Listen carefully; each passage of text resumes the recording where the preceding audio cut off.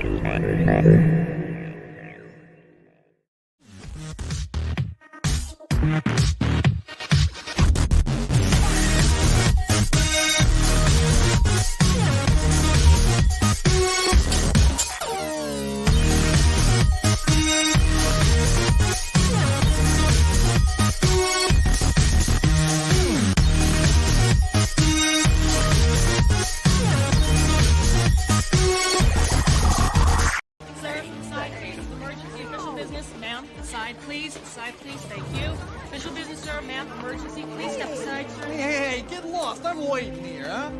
might want to stay out of this, all right, sir? Excuse me, sir. Ma'am, please, back off.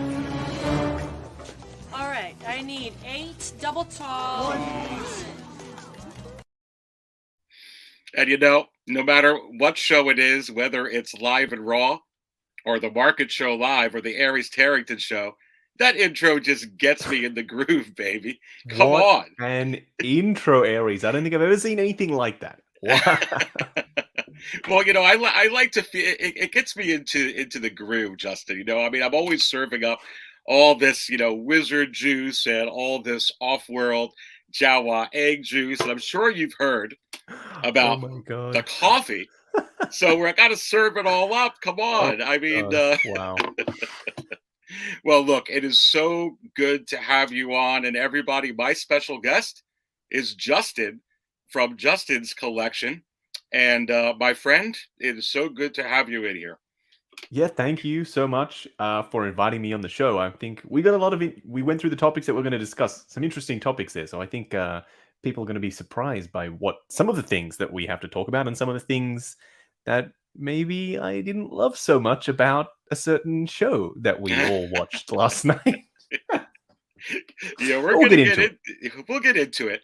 And, you know, you have to wonder, you know, did I spill my coffee? Did I spill my coffee over this episode?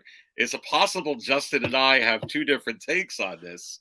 You'll have to stay tuned to hear about that. But, you know, again, welcome everybody who's in the chat to the Aries Terrington Show. It is so good to have you here live on a Wednesday evening.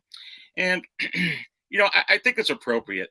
You know, Justin, everybody knows who you are within this community. You've got an outstanding channel. You do outstanding reviews. You have great content. And, you know, one of the things that I wanted to bring up, because I think it'd be great for a lot of the people in the chat and people who watch all of our content throughout the community to hear, like, why do we do this? I've had people who've asked me before, like, hey, Aries, why do you do all this stuff with the market? Why do you go live this many times? Why do you do these shows in the middle of your busy workday? And the simple answer is, I love it, baby. I spill my coffee over it. And I actually got some insight as to why I spill my coffee, which I'll get into. But I think it's great. Someone coming from you, Justin, and I've watched you way before I had a channel. You know, watching your reviews, watching your watching your channel grow. You know, we were talking about that backstage. You know, you've come a real long way, as I have in a very short time. But why do we do this? I'm pretty sure you hit the nail on the head, Aries. We love it. Like just this morning, for instance, first thing that I did when I woke up was I opened YouTube, and I was watching. I watched a review on the Beskar Mandalorian by Dean Knight, and then that influenced me to start customizing my Beskar Mandalorian, which I was doing right before I came on this show. It's super straightforward.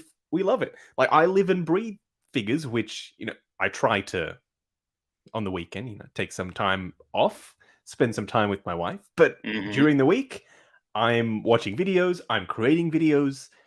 It's something that brings joy. It's something that I plan to do for a very long time.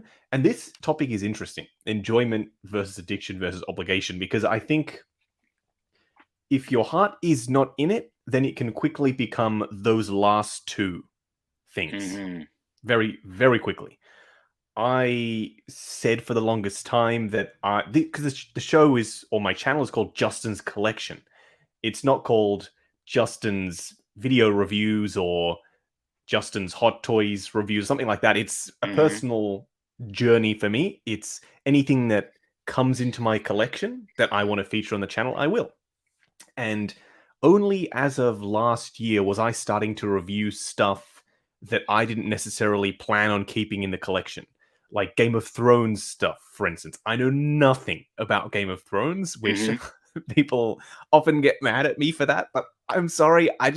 I've watched a couple of episodes, so I've made progress, and I still don't like it. I've watched the whole thing. I haven't read the books like my wife, but I've watched the series. But I hear you. Yes, I just couldn't get into it, Aries. So whenever a Game of Thrones thing comes, I don't go out and buy them just to review them. I would not.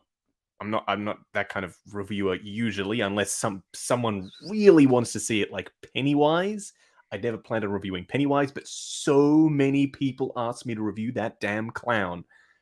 I felt obligated to do it, so I did. And I had fun. Surprisingly, I ended up having fun, and I ended up really liking it, which I never thought that would be a thing. But the Game of Thrones stuff came about because 3-0 wanted to start working with me. And 3-0 said, hey, we would love to send you... Sorry, my dog is literally crawling behind me on this chair. We would love to send you some production samples for Game of Thrones stuff. And I was like, well, that kind of opens the door for other work maybe in the future with 3-0. And they've been great, by the way. They've never said I can or can't say anything. In fact, I've said some pretty negative things about them not including display bases, which... I still wish they would do, please. 3-0. Well, that's good that they're so they're allowing you to be objective. Absolutely. They've never once said you can or cannot say anything. So I wanted to foster that relationship. So I said, you know what? People want to see Game of Thrones stuff. There isn't a ton of content on it. I feel that from a technical perspective, I can still evaluate whether or not it's a good quality product. How is the outfit put together? How does the body feel? How are the paint applications? It doesn't really matter as much if I know everything about the character, because the best part about my audience, or our audience, I should say, is they are very well versed in pop culture. We don't need to know everything because our audience is very smart. I never underestimate. That's true. I never underestimate how intelligent or how much knowledge our audience has, because they know way more than I think most of us ever could. I can't know everything. It's impossible. So it's a great point. I feel like, at the end of the day, I just do it because I love it.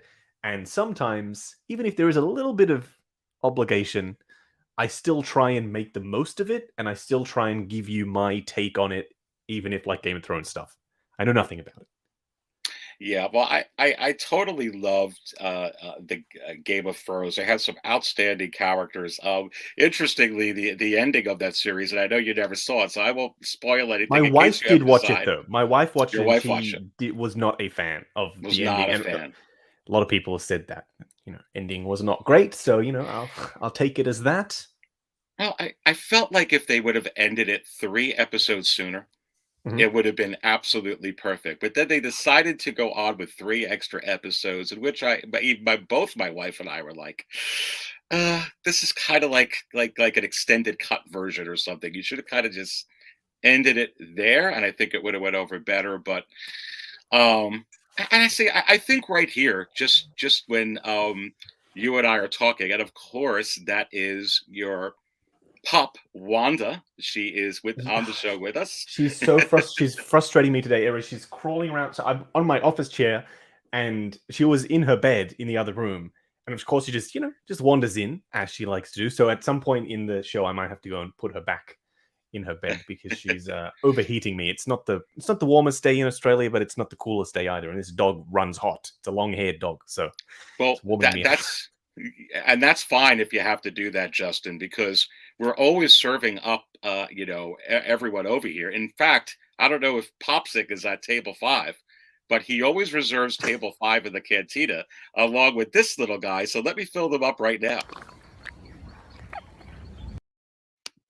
Come on. Look, saying hi to everybody in here. Let's put up some of these comments in here. Uncommon Flex says, hey, Aries, I'll take an extra pot.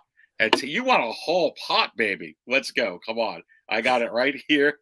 We're serving it up. And coming up over here, UK Sith. Hi, Aries and Justin. Nice to see you both sharing the screen. Triple espresso at table 101. Wow. Please. On Manchester time. Awesome. Well, great having you in here, UK Sith, all the way from the UK. Come on. And welcome to everybody in here, the Aries Terrington Show. My special guest, Justin from Justin's Collection, putting up this also from Primetime Reviews. Hey, guys. Hey to you. And this comment here from the Thor. Cad Bane's little droid is on his way to save him. Toto 360, yeah. We're going to get into that a little bit later in the show. Staying on this, and welcome everybody who continues to drop in. I think you've nailed it on the head. I think that for me, and I feel like for us, it's the same advice that we would give to a lot of the collectors out here who watch our content, who are looking to collect. I get so excited, Justin, when I get a hot toy or I get something within my collection. And especially if I feel like it's a rare find, or even if it's not a rare find, it's so easy to get, but I just wasn't able to get it. I finally got it. And I kind of just want to share the experience, the thoughts, the things that I do on the side. As you know, I love to follow the market, but I've always followed the market, my whole life in everything that I have collected.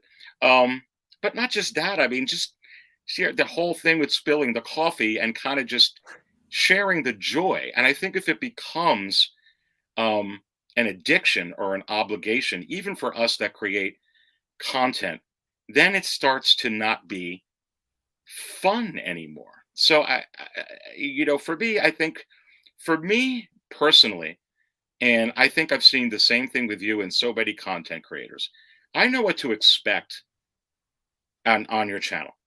And I know that I can go there, get a great experience, get great content, and it's always reliable and it's fun. And people have asked me all the time, well, hey, Aries, you can grow so much more if you do this and you do that and you do this. And I know I'm skipping the addiction part and moving more into the obligation. But honestly, if I did like a market chart on a line I didn't collect, for instance, I can probably do it. And I know a lot about it, but not enough to feel comfortable that way. It would probably start becoming an obligation. Now I start losing a little bit of the fun aspect to it and having more stress. But your thoughts on that? I mean, I resonate with that wholeheartedly. I just recently started reviewing smaller scale stuff, like some Marvel Legends and some DC Multiverse. Emphasis on some, though.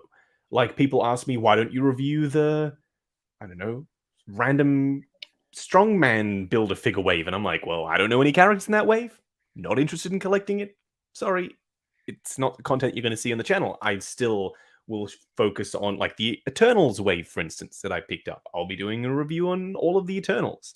But I don't feel obliged to basically, let's be honest, if we reviewed everything, we would be reviewing every minute of the day forever. It's not possible for one person then it becomes to review everything. And then it becomes way too strenuous. Already I was suffering from trooper overload at the last half of last year. Like, I love troopers, like, absolutely love troopers. But we got, like, trooper after trooper after trooper, like, and I was sitting there like, oh my God, seriously, like, what am I going to say that's going to be unique, that's going to, because I like to treat my videos as standalone experiences. If you come in and you watch a video on a stormtrooper commander that is almost identical to an artillery stormtrooper, even though the figure is the same, I'm going to treat that video as if you have never seen one of my videos before, including that video on that same stormtrooper, because I don't feel like I'm giving you any value if I come in and I'm like, this is the artillery stormtrooper. You know that video I did last week? Yeah, it's the same as that. End of video.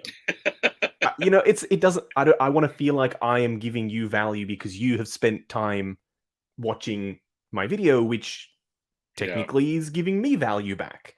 So I treat that, even when it's something that, like, trooper overload, which is what I was suffering. That's the official term I was suffering with.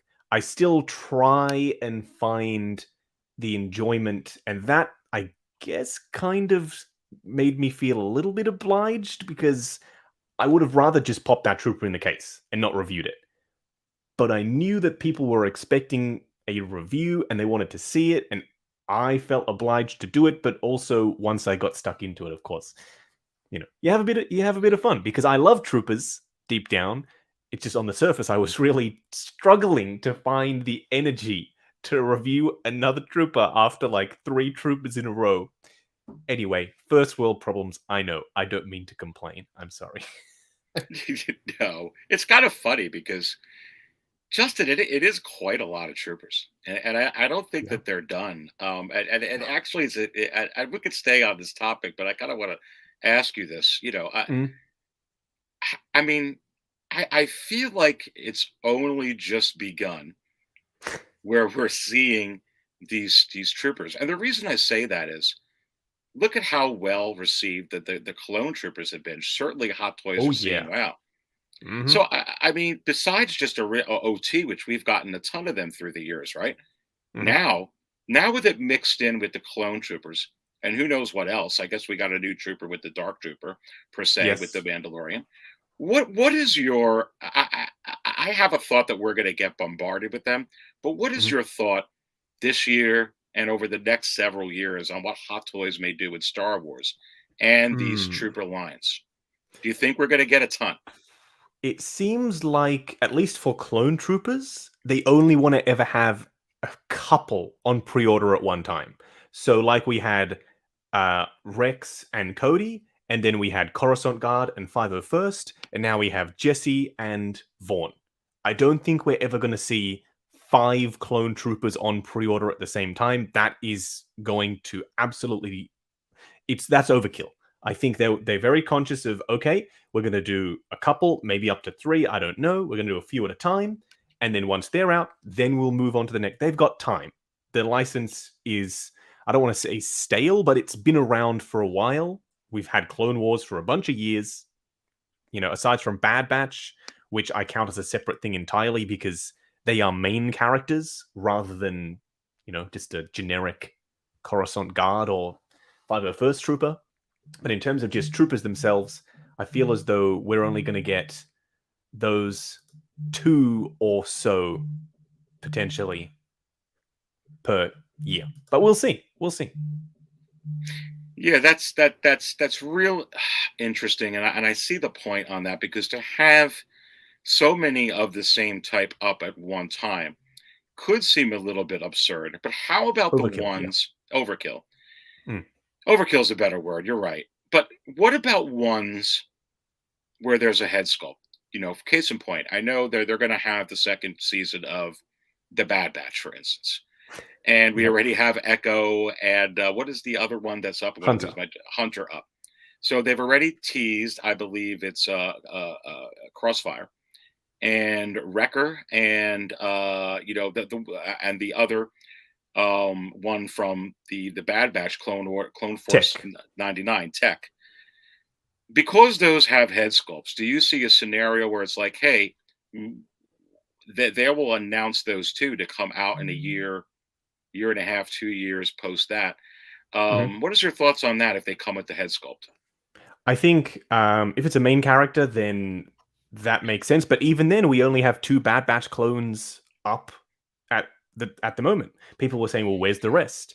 I think they were conscious of dropping 5 gray and black and red clone troopers all at once. And they didn't want to overload you by dropping those. Because let's be honest, buying 2 is a much cheaper proposition than buying 5. So I think even with that line, they potentially even knew that a season 2 was coming. So they want to do 2 at a time, which makes total sense to me. And I think going forward, that's potentially what we're going to see. Even with Mandalorian Stormtroopers, we had Artillery Stormtrooper and Stormtrooper Commander on pre-order. Dark Trooper I treat as like that's a very unique, completely different thing. But in terms of original trilogy Stormtroopers, we have those 2, and those 2 look very similar because they are the exact same mold underneath. It's just the yellow stripes and the pauldron that's different. So I do think that they are very conscious of not overloading us with the same or similar thing over and over and over again. So they're going to give us variety when they can with the troopers, like an assault tank commander, for instance, which I love that figure, by the way. It's a great trooper, very unique. Dark Trooper. They're going to mix it up rather than just dropping, Captain Vaughn, Jesse, Arc Trooper 5s. They could go crazy and just release all of these Clone Wars clone troopers, but I don't think they're going to do that. Yeah, it's really interesting, and I feel as if. What is your take on staying with this for a little bit? With all the content that is going to be forthcoming, we just had the Book of Boba Fett. We saw that the Obi-Wan series is coming out May 25th, not May 4th. May the 4th be with you. And I know that you said it was a comment very earlier. I'll see if I can go to it here. I was just ranting to Aries before the show started. How on earth? Like, okay, if you're dropping the show in March or April, or you're dropping it in June, totally understand it can be whatever day you want. But if you are dropping it in May, surely you are conscious of the fact that May the 4th, Star Wars Day around the world. It also happens to be a Wednesday, which is when Disney Plus. Amazing. It would have been perfect, Aries. It would have been perfect. Yeah. I don't know how this decision was made. I think it's because they don't like to have two shows running at the same time, which is weird. I don't know why. They could totally sustain two shows, but Moon Knight won't quite be done by May the 4th. So that's why they didn't want to have Moon Knight and Obi-Wan running at the same time, but I don't see any issue with that. We have so many programs available on TV today, even from like Apple TV, for instance. You'd watch them Apple both. TV Plus. Exactly. Who's going to be like, oh no, we've seen Moon Knight tonight, honey. We're not going to bother with the series premiere of Obi-Wan Kenobi with Ewan McGregor on May the 4th. Who is going to ever say that? Nonsense. No, it is complete nonsense. Well, it makes complete sense because we were talking about this backstage, and I wasn't even considering it. I was actually thinking it was going to be debuting in March, and then I did hear May, but I wasn't putting it together about when in May. And then when you brought up May the 4th, and I'm like, wow, they missed an opportunity. Absolutely. With this, very, very interesting. But real quick here, saying hello to Community Arcade. Hello, gents. Drinking that Grogu juice at table 66. Look, I keep telling you all, you should really sit at table 5 with Grogu and Popsic, because table 66 is very dangerous. Good.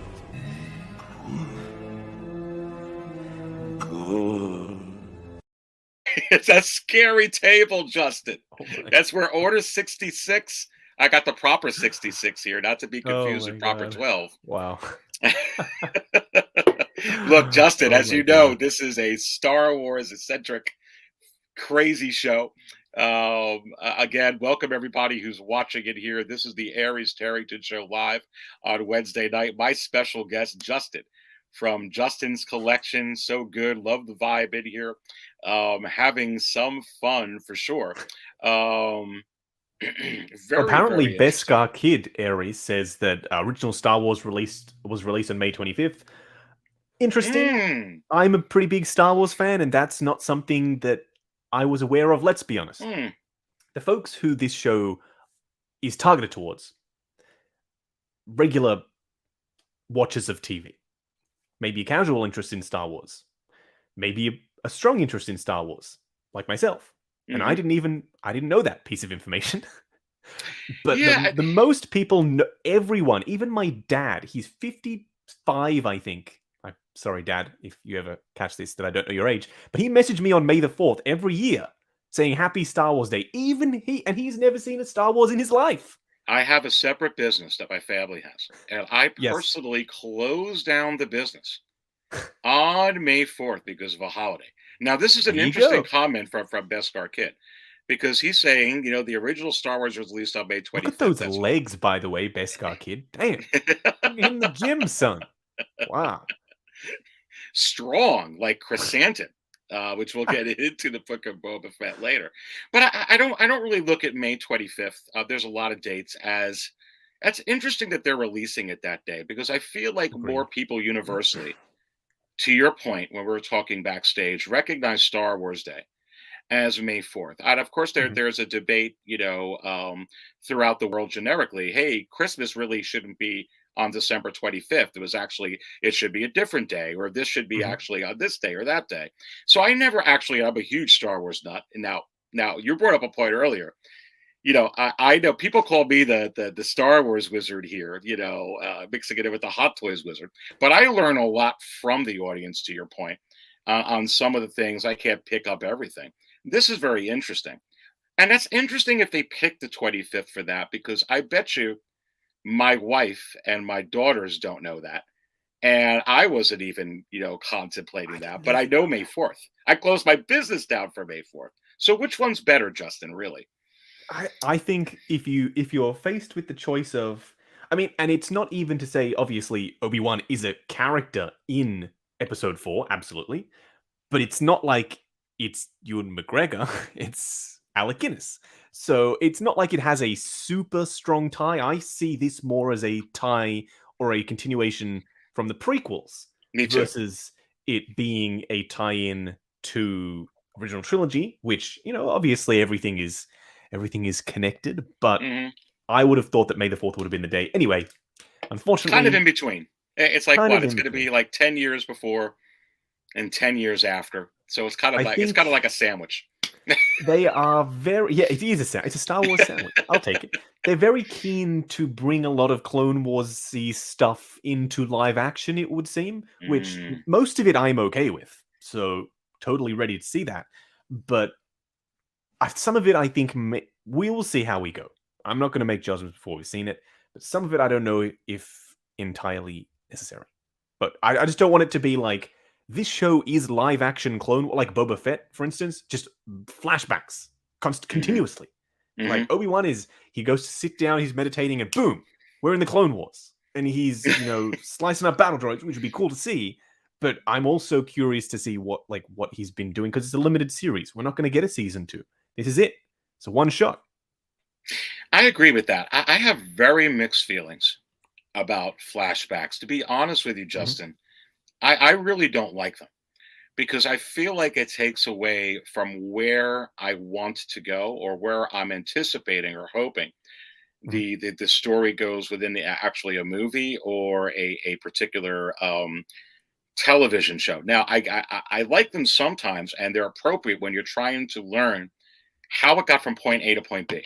To add context, basically. To add context, right. Like like in Peacemaker, it uses flashbacks beautifully, where we're doing something in the present, and for maybe 30 seconds, we are brought back to a moment that adds value and adds context to what Peacemaker is going through emotionally. So we go back and see his dad mistreating him, or we go back and see a flash of his brother passing away when they were young. Like something that's powerful, it's quick, it's emotional, it adds context. It's a really nice way of building lore for the character. Whereas I despise using flashbacks as a mechanism for storytelling in like an entire episode.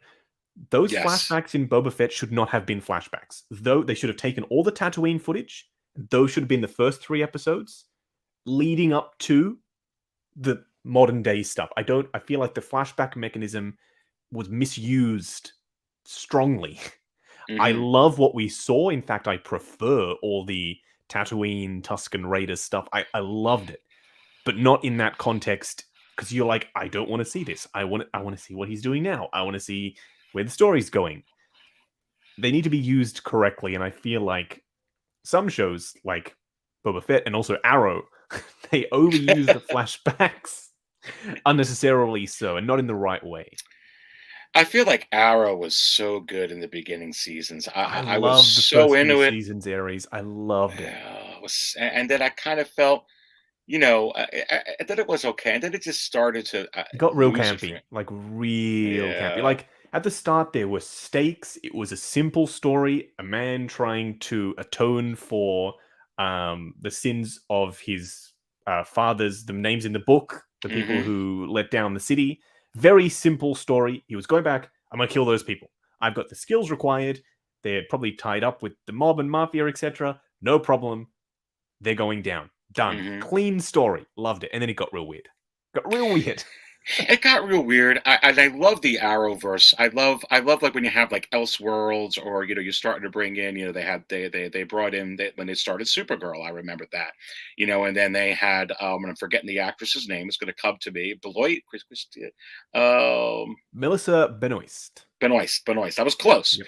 And then you have like the Legends of Tomorrow in there. You have the Flash in there, and I'm like, Superman and Lois is like top tier CW TV. I'm really loving that. They're also working on a show called Gotham Knights, like the video game that's coming out, featuring Batgirl, Nightwing, Red Hood, and Robin.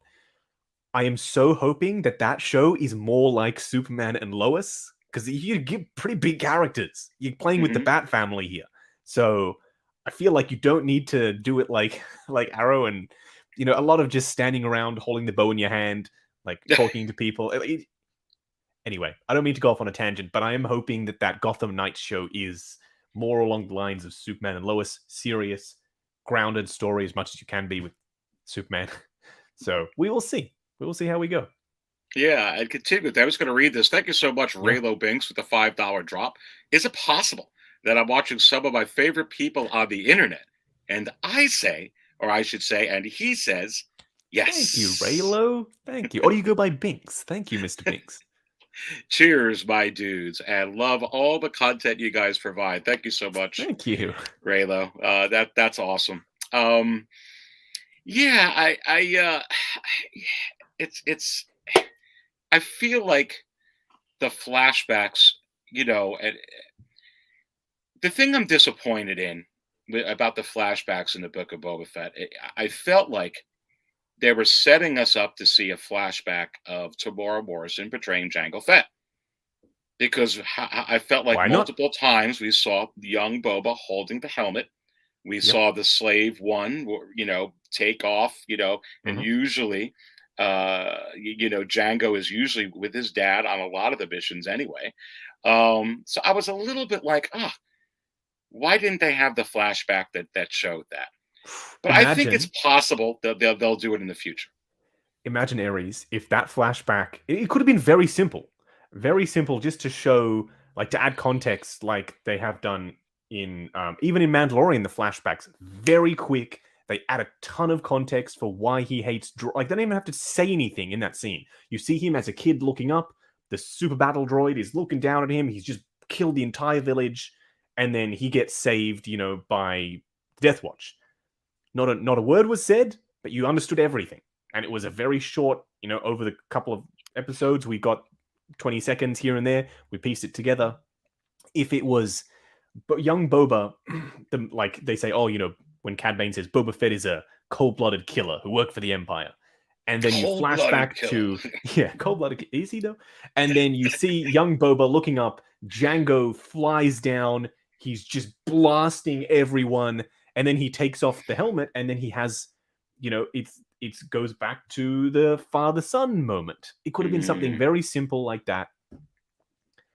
They did not do that. Why not? Because you got Tamora Morrison already on set. You have him there. You may as well. People love the Fetts. Like that. Before this show, I would have said Boba Fett is my favorite character in all of Star Wars. I've said it a bunch of times. I've seen it on your reviews. That is your favorite. I have said it. He is now no longer my favorite character. Mandalorian is now has taken over for you. He's taken the place. John Campea said something very interesting about this show on his. He did a review, like a recap, this morning. I love his show. I didn't get a chance to watch the recap today, though. I'm sure you'll catch it. And he said, at the end of this show, no value was added. He feels like, and I feel the same way. I would have preferred if they didn't make it, because it almost have ended it with chapter 6, ended it, or the entire show, because all it has really done, and I'm sure we'll get into it. What has Boba Fett? What has his journey really been like? What has he achieved that wasn't enough in that appearance of him in season 2 of Mandalorian. I feel like if I take this show away, but still keep episode 5 and 6 because it's Mandalorian content, I'm still caught up. I don't need to see him stumbling around a kitchen.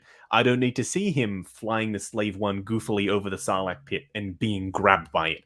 I don't need to see him getting his ass thrown out of the Bacta tank. I don't need to see him getting beaten down in the streets. Like, I don't need to see any of that because it just, for me, it kind of devalues a character that you don't need to show him having those moments. We love him because of the mystique, not what he has done. Mystique like, is a good word. He's kind of done not much before Mandalorian. He tracked the Millennium Falcon to Bespin. He beat the Millennium Falcon to Bespin and ambushed Han, and then he got killed in Return of the Jedi. Killed. Hasn't really done much, but we still love him, even though he hadn't done anything. The mystique was powerful. Was strong. It was very powerful. So I feel personally a little bit robbed. Like, the veil has been removed, and what I have found underneath is not what it is not what I was hoping to find. It's like you see this badass character, and then the mask comes off, and it's like Shaggy from Scooby-Doo, just stumbling around, just bumbling around, just doing whatever, chasing a rat. You got that song in my head. I'm thinking Scooby-Doo. We'll get into anyway. it. We'll get into it, I'm sure, when we talk about the episode. But well, no, I've been talking about it now. Like I said, it's the Aries Terrington Show. It's just we just go. You know what I would love to see? What's that? And I don't know if they would do this, but basically, a video like the video game Bounty Hunter. It was Jango Fett back in the day. It was very simple. Jango Fett had a mission. I would love to see a show like that. Simple. It's Jango Fett. You have Tamura Morrison. He can totally still play Jango Fett. He would need to maybe be de-aged a little. I don't know. But showcase a 5 or 6 episode show of him hunting a bounty, and it ends up being a Jedi or something really interesting. But a very simple show. No Mos Espa Vespers. No Black Chrysanthemum. No Ratcatcher Droid. And as much as I love Ming-Na, no Fennec. Well, I feel like there is a segment, a large segment of the Star Wars fans that actually feel the way you do. You already told me kind of John Campia's, take on it. And I think it's really interesting. What I want to dissect into here, and I just read this from Jerry Gomez, would have been better leaving at his appearance in Mando season 2. Thank you. Yes. And then further small appearances down the road, which is possible where they're going to go now. Let me ask you this, Justin. Yes. I feel a sense, regardless of, and I'll share my feelings about it. We're a little bit different, but I respect your feelings, and a lot of people feel the way you feel. And I feel like Favreau and Filoni and Disney should have projected this. But you have to wonder, is it possible that they were really, really focused on promoting The Mandalorian Season 3 and future content? Because I really feel like that was the main purpose of this 2.5 Mandalorian season, if you want to call it, or this little filler space in between Mandalorian Season 2 and Mandalorian Season 3. I really feel strongly that way. I've said it since before this came on. And I actually got flack for this, but then it turned out. Hey, at the end of the day, Aries, we're always going to get flack for our opinions. Don't forget, everyone watching, we may have a different opinion to you, but that's good.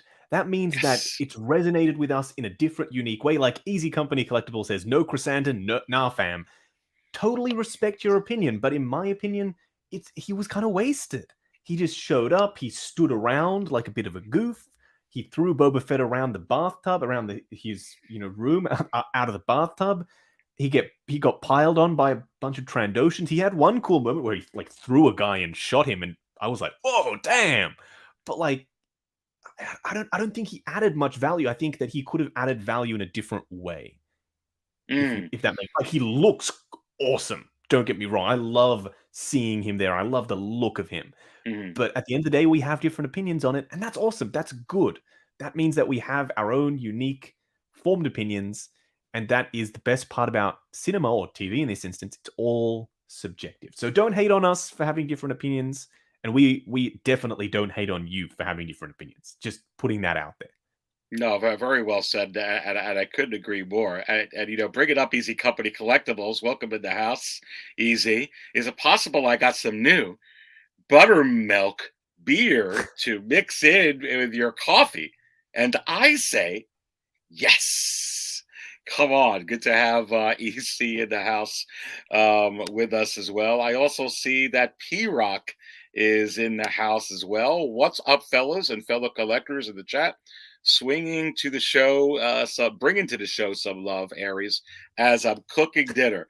Listen, do you want to use some of Easy's buttermilk while you while you fry up or grill whatever Why you're doing not? there, baby? Why not?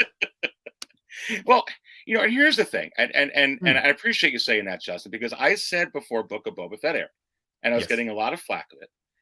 I was saying that 1,000% they were going to put Grogu in this show. Mhm. And my whole point was whether we wanted to see Grogu or not, I felt like they made a blunder, but no one really put it together. Because I brought up this story before, and it'll be interesting to hear your perspective on this. Everybody I think I know where you're going, by the way. Yeah. Well, everyone spilled their coffee at the season finale of Mandalorian season 2. We saw Luke Skywalker. We had all this fan service. It was very, very well done. And my daughter, who's a casual fan, my youngest daughter, was watching this. And she's a very casual fan. She's a huge Spider-Man fan, huge Marvel fan. Star Wars, okay. She was watching this for Grogu. And when Grogu left Din Djarin and went into the elevator, she's tearing. And she said, it was emotional. That sucked. And she walked out because she was upset. She was better the next day. But the thing of it is, I wonder if they were like, oh my goodness, if we don't get great grandma, or we don't get people like my daughter, or casual fans, or people just really watching this, not so much for the Mandalorian, they're not going to watch season 3.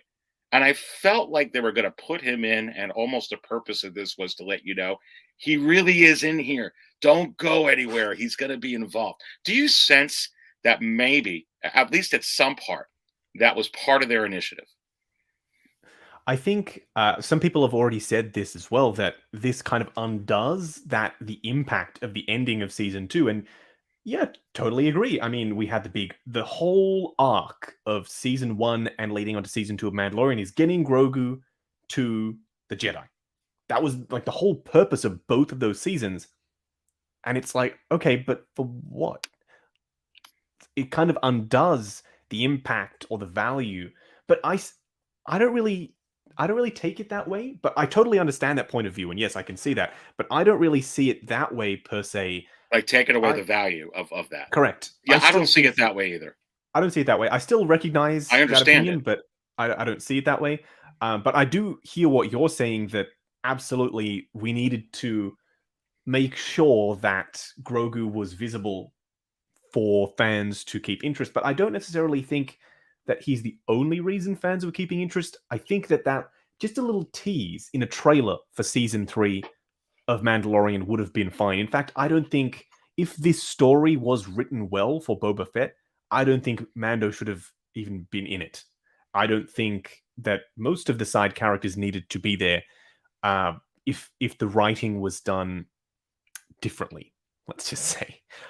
I'm not a screenwriter by any means, but my buddy Robert Meyer Burnett, who I stream with, he said this on John's show as well. The writing in this Boba Fett show, it just ain't for me, is the nicest way that I can put it. You have to check your brain at the door. Even with a space western like Star Wars, if you don't believe anything is really possible or anything is happening or could happen, then I'm at least checked out. Like, I'm watching Jack Reacher right now, and he says details matter. Details do matter here as well. I'll give you a perfect example, and something that, people might just say, oh, who cares? You just assume. A lot of things people have said about this finale. Oh, you just assume. Mando gets knocked down. He's holding the Darksaber. He gets knocked down. The Darksaber goes flying off to the side. He's crawling back. I won't give any more information than that because I'm sure we'll give a spoiler warning before we get into spoilers. Mm-hmm. He gets knocked down. The Darksaber's off in the corner. Something happens. He's no longer in peril. And then he walks off. Mm-hmm. Darksaber? You going to go pick that up? Or are we just going to assume that you've picked that up? Details matter. There are a ton of things like that, Aries. Like, you just have to be like, okay, I just assume. And I hate that. That is the laziest form of storytelling. You can't just be like, oh yeah, it's fine. I assume he's gone and picked it up at some point. Like, you literally see him get up and walk the other way. When did he pick that up? Does he have it now? Am I supposed to be like, oh, okay, he's lost it then? Or am I it's so frustrating to know that they can write so well. And there are so many things, and we'll get into it, but there are so many things that it's so questionable. And I hate having to check my brain at the door, because Star Wars has always been a thought-provoking, interesting, believable world, even in space. And that's what I loved about it. But having to check my brain at the door is not something that I ever want to do in another Star Wars property ever again. No, and I understand. I think a lot of people share your point of view. With 117 in here, please go ahead and hit the like button. Come on. It is hit the the Aries sub Terrington too, Show. if you haven't already. Come on now, guys. Thank you. Yes. Please subscribe, and much appreciated. My special guest, Justin, from Justin's Collection. Come on. My friend Dante from the Man of Hot Collectibles in the house as well. Hello, Man everyone. of Hot, how are you, sir? Dante. Good to have him in here as well. Putting this up, continuing with this, our Castro puts in, I felt like I watched the last episode of Game of Thrones. And staying with this, since we're already here, Justin. Yes. I mentioned before about Game of Thrones, and I really felt like if they would have ended it 3 episodes, when the Night King died and they celebrated, stop. I was so satisfied. And then they started to go on with this other story with Cersei in another part, and I was kind of like, okay. And I almost felt like it would have been a complete different reaction. Can you imagine if they would have ended it last week, where we had all these, and I feel like that there's a tremendous amount of unopened questions, which we'll get into. But I felt like if they would have ended it last week, they probably would have been better off with 6 episodes, just like the Obi-Wan series is only 6 episodes. Mm-hmm. What do you think if they would have ended it last week? It would have built suspense. It would have been the perfect way of ending, because you end on Mandalorian and Boba and the team being assembled. Although I still attest that if Mando had looked over at Boba and he had that damn helmet on, which another big complaint is he always takes it. It's so frustrating. I hate that. I understand you're paying Temuera Morrison and I love him. Keep the damn helmet on. Who is Boba Fett if not a Mandalorian? Keep the helmet on. Anyway, he looks over at Boba, and Boba's not wearing the helmet, and he nods. Imagine the impact of that if he had the helmet on. And just like in Return of the Jedi, we look over to him, you get the nod. It would have been a callback to Return of the Jedi, him back again in I almost said Boba's palace, which I guess it is now, in Jabba's palace, just doing that same nod. Perfect, simple callback. It keeps the Boba Fett mythos alive. The mythos of him being the cold-hearted, masked or helmeted bounty hunter, and it ties it back to the original trilogy in such a nice, simple way. But even that, they weren't able to do.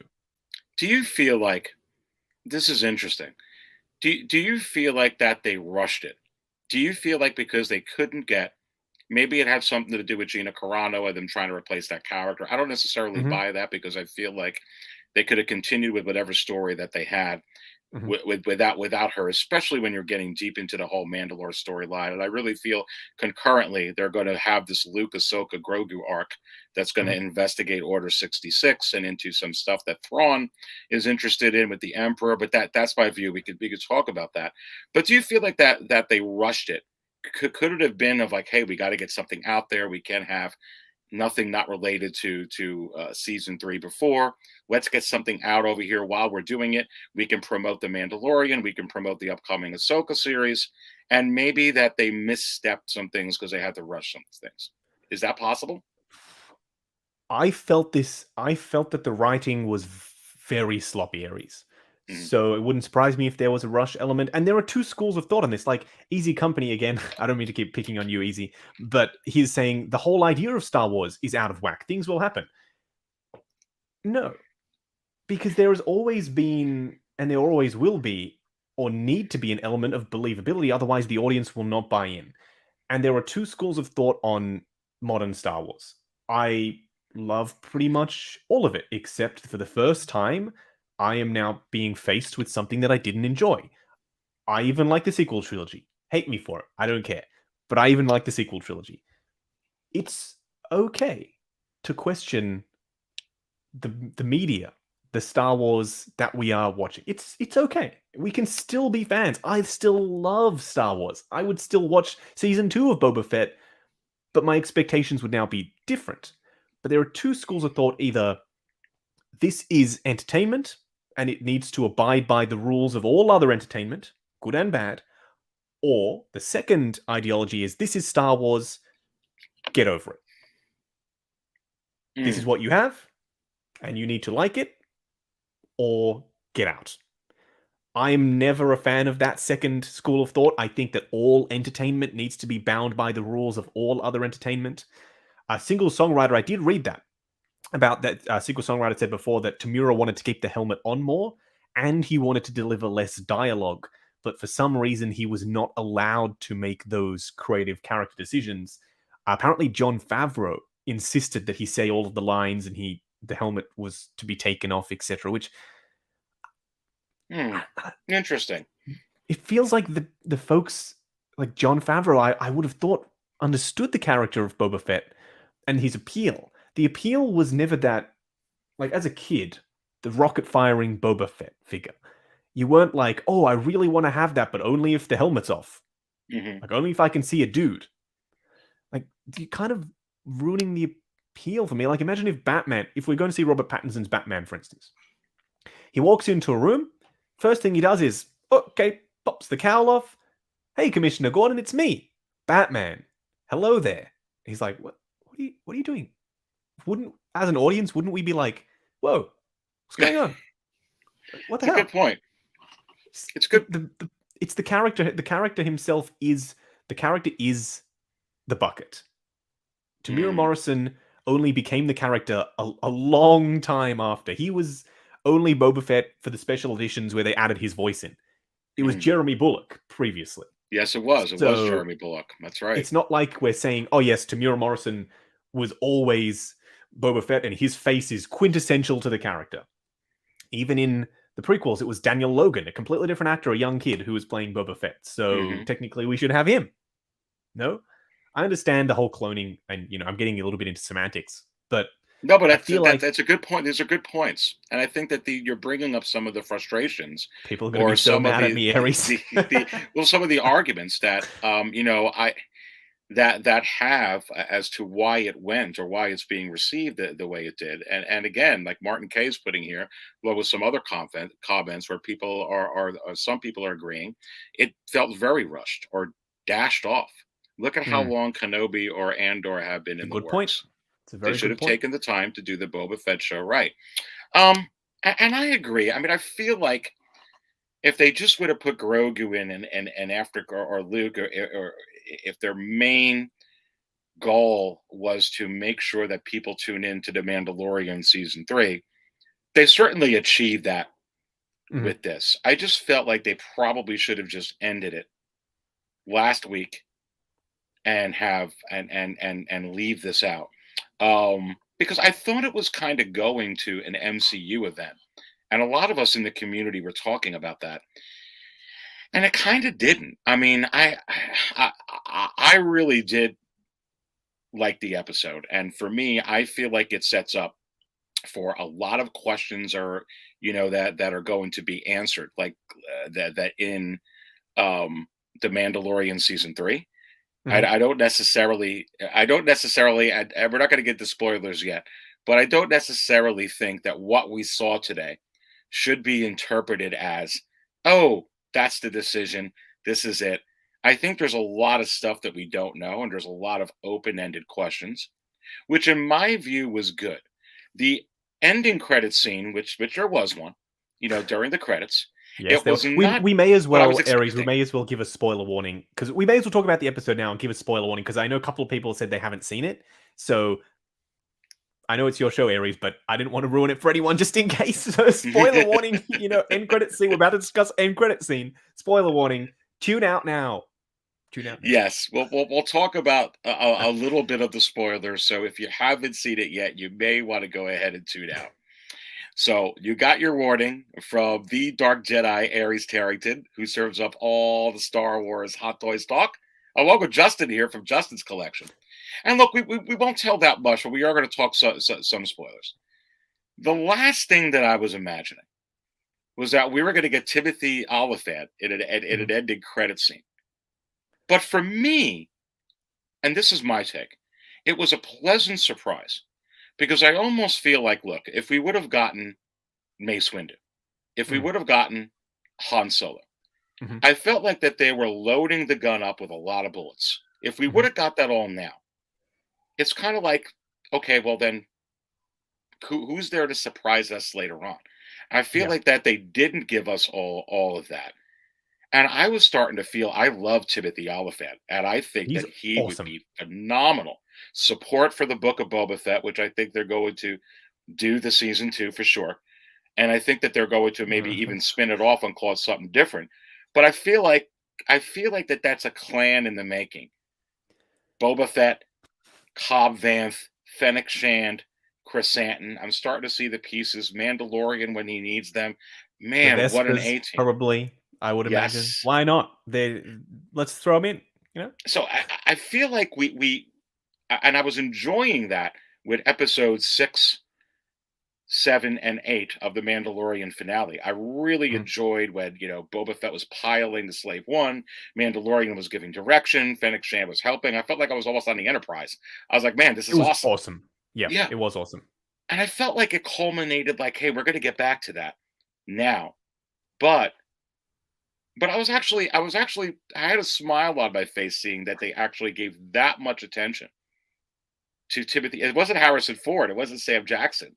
But I don't know. I kind of was pleasantly surprised that they gave us something, but it wasn't a big bang yet because there's only so many bullets in the gun. I don't know. What do you think? I agree. Can I just give an example of really sloppy writing here? In my opinion, again, don't take. I'm not saying it's fact or anything, just my opinion. And Joe has said, your opinion is your opinion, but you aren't listening.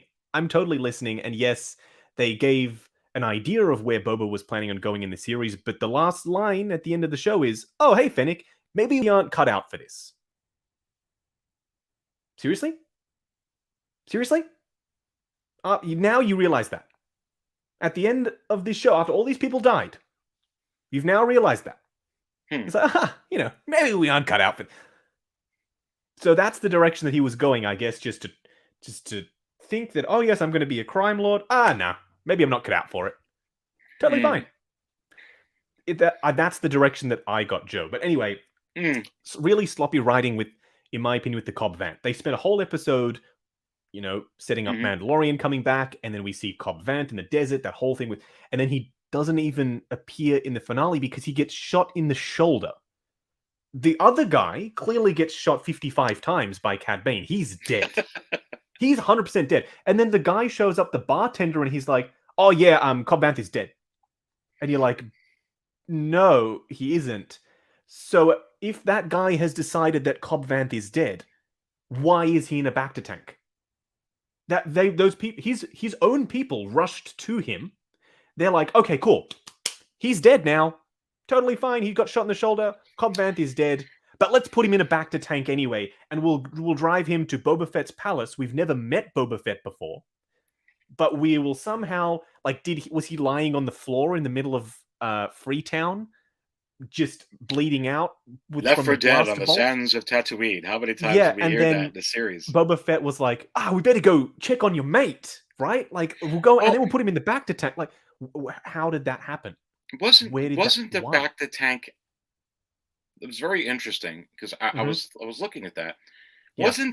Wasn't that Boba's bacta tank though? Isn't that in Jabba's palace? I thought that's what the background was. Yes, it was. And he even said, because Fennec made a joke about, because Boba was like, I need to get in the bacta tank or whatever, and Boba was like, it's full, it's taken up right now, which means that is his bacta tank that Cobb Vanth is sitting in.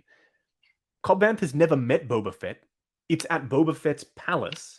How did he get in there if his own townspeople had declared him dead? Was he on ice? Like, this is the stupid non-logic that drives me crazy, Aries. Like, am I just supposed to assume that everything just fell into place and, they said he was dead, but they were lying, I guess? Even though they could have said, he got shot in the shoulder, Boba. We're going to help you, but we really need your help to fix him. He was very clear. He said he's not here because he's dead. I think, and honestly, and as I've done every Wednesday morning, and especially today, I had, not that anyone cares, I had 14 meetings at my work today, and I actually scanned through it. I woke up very, very early, and I have to go back and listen to some of those dialogue parts, but I was able to see a good portion of it. I have to go back over those fine details. There were great moments as well. I'm not going to lie. I didn't like the show, but there were great moments. Individual vignettes of, take it out of context, Boba Fett riding on a Rancor. Dope. Boba Fett and Mando flying through the air, blasting the Pike Syndicate. Dope. Absolutely. I saw the scene where he had the Rancor rip open whatever, just the spaceship, and I was like, okay, that was dope. Absolutely. I was spilling my coffee over that. Chrysanthemum throwing the guy and blasting him as he that is all really cool stuff, but you can't just have cool moments. We've seen what happens when films just focus around cool moments. They never usually work. But don't you feel like, though? Yes. And I have to go back to watch it to give you a complete context of this episode. But I feel like if you go back and watch A New Hope, not necessarily Empire Strikes Back, there's some things that don't make sense. How they get from here to there, they kind of miss things. What are the interesting things about A New Hope that my wife, we have a joke in our family, and the thing of it is you're living Uncle Owen and Aunt Beru. Mm-hmm. Uncle Owen and Aunt Beru, and my uncle's going to kill me, and I have to get back. He's going to have my head, and I can't go to Alderaan. I've got to get those. I've got work to do. Then all of a sudden he goes back. He sees that they're all fried like Kentucky Fried Chicken, and then there's not a tear. He goes, "Okay, well, there's nothing here for me anymore. I'm gonna go learn the ways of the Force." We joke about it. You're not wrong. Okay, they're dead. You're not wrong. Luke is stone cold, but I guess that's the Jedi in him. But no, seriously, you're not wrong. But I think equating it to that, it would be all of what you just said. But Luke never sees them dead. He just goes anyway, and we just assume they've died. That's how it would be written in Boba Fett. So Luke says all that. I can't go. My family's here. I've got responsibilities. And then he's like, "Oh no, they're dead. Actually, we never see them dead. We never, we never get that moment of him actually going up to the farmstead and they've been blasted by stormtroopers. We never get that. He just goes. That would be the same sort of, for me at least. That's how it would feel." Yeah, and what's interesting? Like, I'm putting this up from Anthony, my friend Anthony from 6 Scale Mafia. Welcome in here. Now that the show is over, I thought it was great. At least a 7 or 8 out of 10. It's Star Wars, people. Some things I feel something didn't, but I don't think it was horrible. And he was a strong critic of this, Justin. I've been, talking to Anthony and following him with this. So that's interesting. But yet you have people, like you were saying, it made no sense. Can I give you an example, Aries? A very simple example. Yes. When Boba Fett is standing in the street and Cad Bane walks up, They are standing a big distance apart. This is so simple. They're standing extremely far apart. And one of the funniest things in, I forget which show, it might have been Invincible. Or it was in Shazam. Sorry, it was in Shazam, where he's in the air and Mark Strong's character is also in the air and he's giving this monologue and Shazam's like, dude, I can't hear you. We're like 500 meters apart. What the hell? Cad Bane and Boba Fett are having a full conversation at normal talking volume. They're 500 meters apart. Well, look, I can go things like that. Like, how do you hear each other? Well, I can't check my brain at the door for everything. I don't know how people are surviving on a desert. You know, everyone's walking the sands of Tatooine without water. They're all walking everywhere. Yes. And the Vespers are so slow. The Vespers. Oh.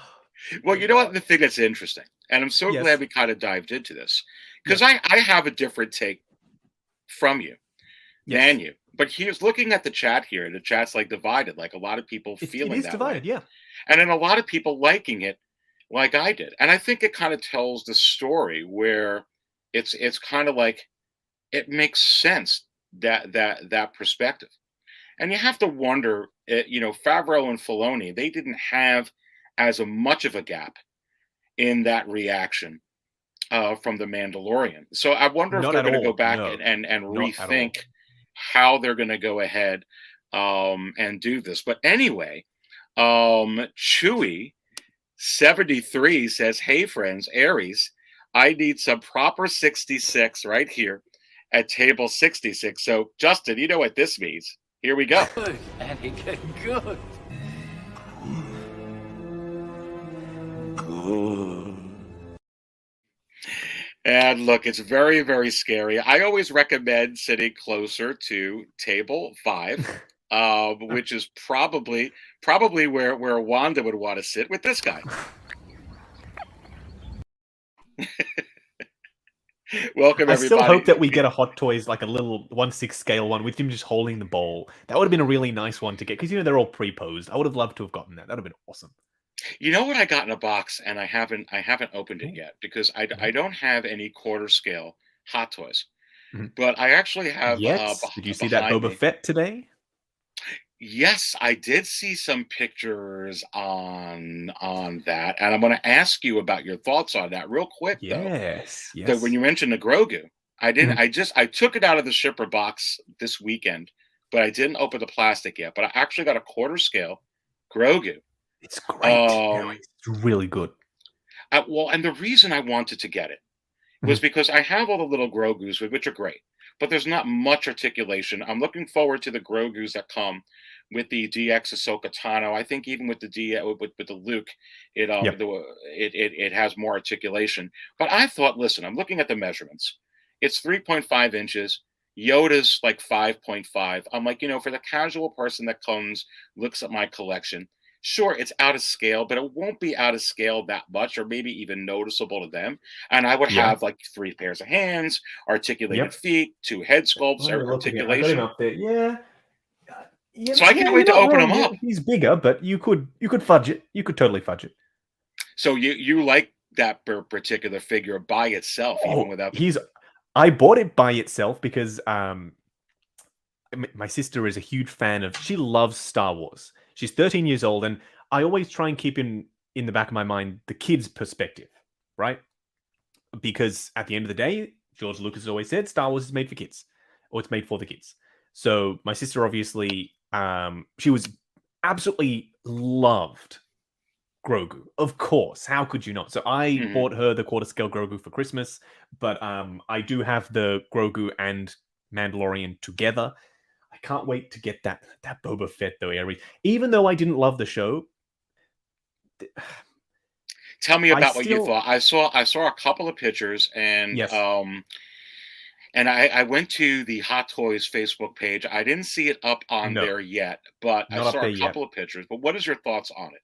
Is it as good as the 2-pack? It looks, well, first of all, I like the design of Boba Fett from Book of Boba Fett better. I love the tan leather boots. I think it adds something. The tighter pants as well. He's a little bit less ragtag now. He's looking like a boss, like he should. So I'm really excited to get a quarter scale version of that. I hope we get a 1/6 scale version as well, because the throne version is not the same. It's got the baggy pants and the black boots, and the armor is much more pristine. Whereas this one, a few more scratches here and there, and got the trappings that I like. So even though I didn't love the show, I'm still really excited to get that design for Boba. The way I can sum up the show is this. If you love something unconditionally, you're willing to let a lot of things go. And I love Star Wars, but not unconditionally. So just like anything in life, there is a line, and my line was drawn at Book of Boba Fett. Some people don't understand my love for sequel trilogy. Totally understand. Again, we all have different opinions. I love the sequels. I hated that they killed Luke, but everyone knows my story with that. But exactly. But the thing I guess with the sequels that works for me is they weren't taking like a Boba Fett character. Like they did Luke and Han and Leia, obviously we had those three. But it was mostly focused on new characters, so new stories, etc. And that's, I guess, what worked for me. But anyway, I don't want to get into that too much. The figure itself, I love quarter scale Aries. Quarter scale is my jam, because there's something about, and when you get your first quarter scale figure, Star Wars probably specifically, there's something about the proportions and the presence that is just so much more believable and realistic. Like, it literally, I cannot describe the presence of having a quarter scale Mandalorian that looks so incredibly real. There's something about the way the suit fits and the proportions. It's truer to scale. The 1/6 scale version's great. But you're selling me, and you're making me salivate. No, seriously, the Darth Vader. Well, I knew you were going to bring up the Darth Vader, because I look at that every Darth Vader I have ever seen. But I feel like if I do it, yes, I'm going to go down a rabbit hole. I'm going to want the previously there aren't released that many Boba Fett. There aren't that many. Yeah, because you have the Mandalorian, Boba Fett, and now the new one. And and the new Boba Fett, which they usually only put out one or sometimes two quarter scales every 2 years. So it's not like 1/6 scale where you're getting 50 a year. They're not going to release them on that volume. So it's a nice slow burn. If I was only a quarter scale collector, I would be very unhappy, because we only get like one or two every biannually. But I love quarter scale. If I could get everything in quarter scale, I would. The proportions, it's just so much more believable. The diorama bases. How good is that quarter scale Vader? It is. I'm asking because I'm looking at it right now. It looks like David Prowse in a suit, standing there. Like, not even to say that, like, oh, the materials are so good, or like the joints are so good. It's just how the proportions come together. It's undescribable when you see it for the first time. He doesn't even have to be in a pose. Just, I have mine literally just standing there with his, Vader pose, hands on the belt boxes. It looks like he is standing there, and the size sells it. So I'm all in for anything quarter scale, Boba Fett included. That you only get a snippet of the base, but it looks like the Rancor Great flooring type of deal from his palace. It looks like that's what that is. It's apparently there is a deluxe and standard, I've heard, out of Hong Kong. I don't know where they're getting this info from. Apparently there's a deluxe and a standard, so I assume the base will be the big differentiator between the two. Well, you bring up a great point that they don't have that many quarter scale in Hot Toys. And even if I did, or if someone wanted to get into it, you're probably only looking at a couple a year, if that are going to go up. Yeah. So you probably wouldn't kill you with it. And I know that quarter scale Vader looks incredible. One of the things I was hesitating about getting the Mandalorian is I'm convinced. Yes. Now, you tell me I'm wrong. I am convinced they're going to give you another Mandalorian quarter scale with a head sculpt. Am I wrong? You're probably not wrong, but I wouldn't be surprised if that was a season 3 version, because this is already the most up-to-date it can be. This is the season 2. It's got the updated thigh plate. It can't get any more up-to-date than this. So if we were to get one, it would be at the end of season 3, I would imagine, if his look is different. I don't see them. If the look is exactly the same, they don't really do the same stuff like they do with 6 scale with quarter scale. Like, we've only got one version. We've gotten some reissues, like the Mark 42, I think, is being reissued, which is a weird choice, by the way. I don't know why they're doing that. And they're also doing a new version of Bruce Wayne Batman from Dark Knight, but it comes with different stuff. So it is possible, absolutely. But I assume it wouldn't come with the hoverpram, and it wouldn't come with the e-web cannon, and it would. There would be differences. Oh, the base is so good with the IG-11 that lights up. The helmet comes off, and you can put it on him if you. Or I don't know why you want to, but you can. Do that. You can. Yeah. Wow. And it's funny. It's interesting. I'll read this super chat. Thank you so much. See a dream. $5. Hi, Aries and Justin. Love you guys. Hey. I need a coffee refill. Right here, baby. Coming right up. Come on. Welcome to the Aries Terrington Show, everybody. It is Wednesday evening, which is always the time for the Aries Terrington Show. My special guest, Justin, from Justin's collection. We're just talking about all kinds of stuff. Book of Boba Fett, the quarter scale, everything. Collecting. Thank you so much for that. And you know, it's interesting. I have a lot of people that were mentioning in here. Alien Queen. It's really good. She says, I love my quarters. I can't wait to open this up. I'm kind of like getting all excited about it now. You know what, Justin? You're kind of convincing me. Maybe I should be looking. I'm going to have to look a little bit deeper into the quarter scale realm for Star Wars, because maybe it wouldn't be so bad, because they're not going to come out with a ton of that for sure. But so your take on this quarter scale Boba Fett? I tell you the truth, I have never seen, and I had a few different panels on where we discussed the head sculpt for the Tamora Morrison head sculpt that came with that. Now I didn't get it yet. I ordered it from Sideshow, and I'm still waiting for my shipment, which I hope finally happens. But a lot of other people got theirs way earlier.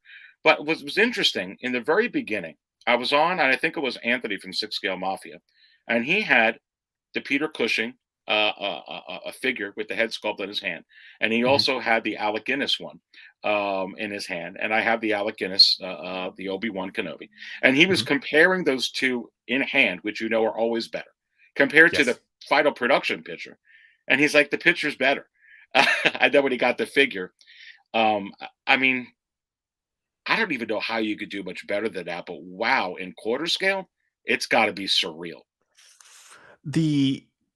I have no words for how good that Tamura Morrison head sculpt is, although it will be vastly different this time in quarter scale, because there's no scarring, because he's healed, obviously, back to tank.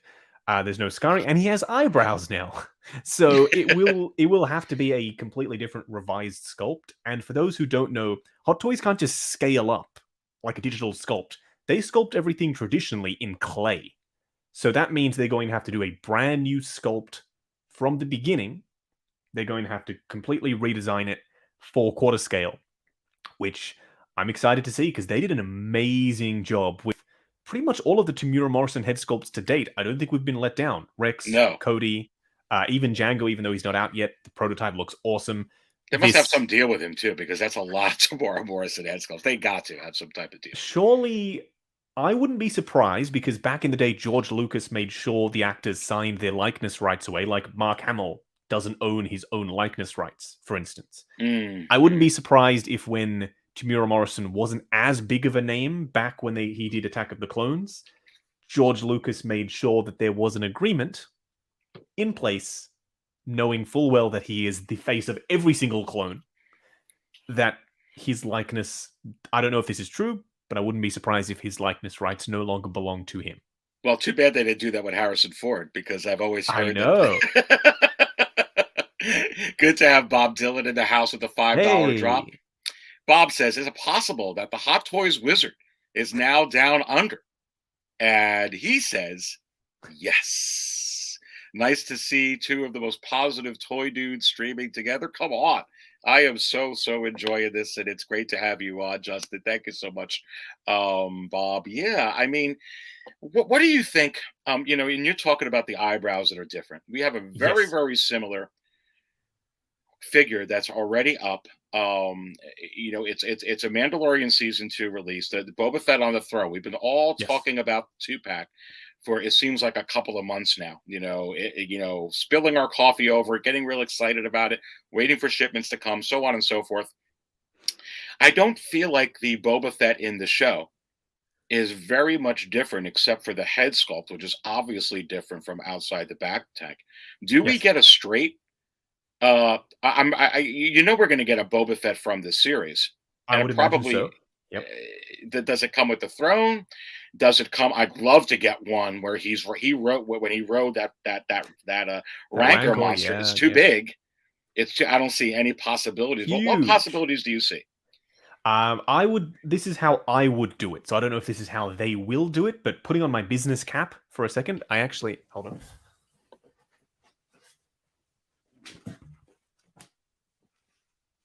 Putting on my Hot Toys cap for a second, this is how I would do it. I would take the Boba Fett with throne, delete the throne, because you want to keep it exclusive to that set. I would then, obviously, you would need to update the boots to be accurate to Book of Boba Fett. They're brown leather instead of being that black, wrinkly sculpt that they've used previously. The pants also need to be a lot tighter. So there are a couple of wardrobe changes.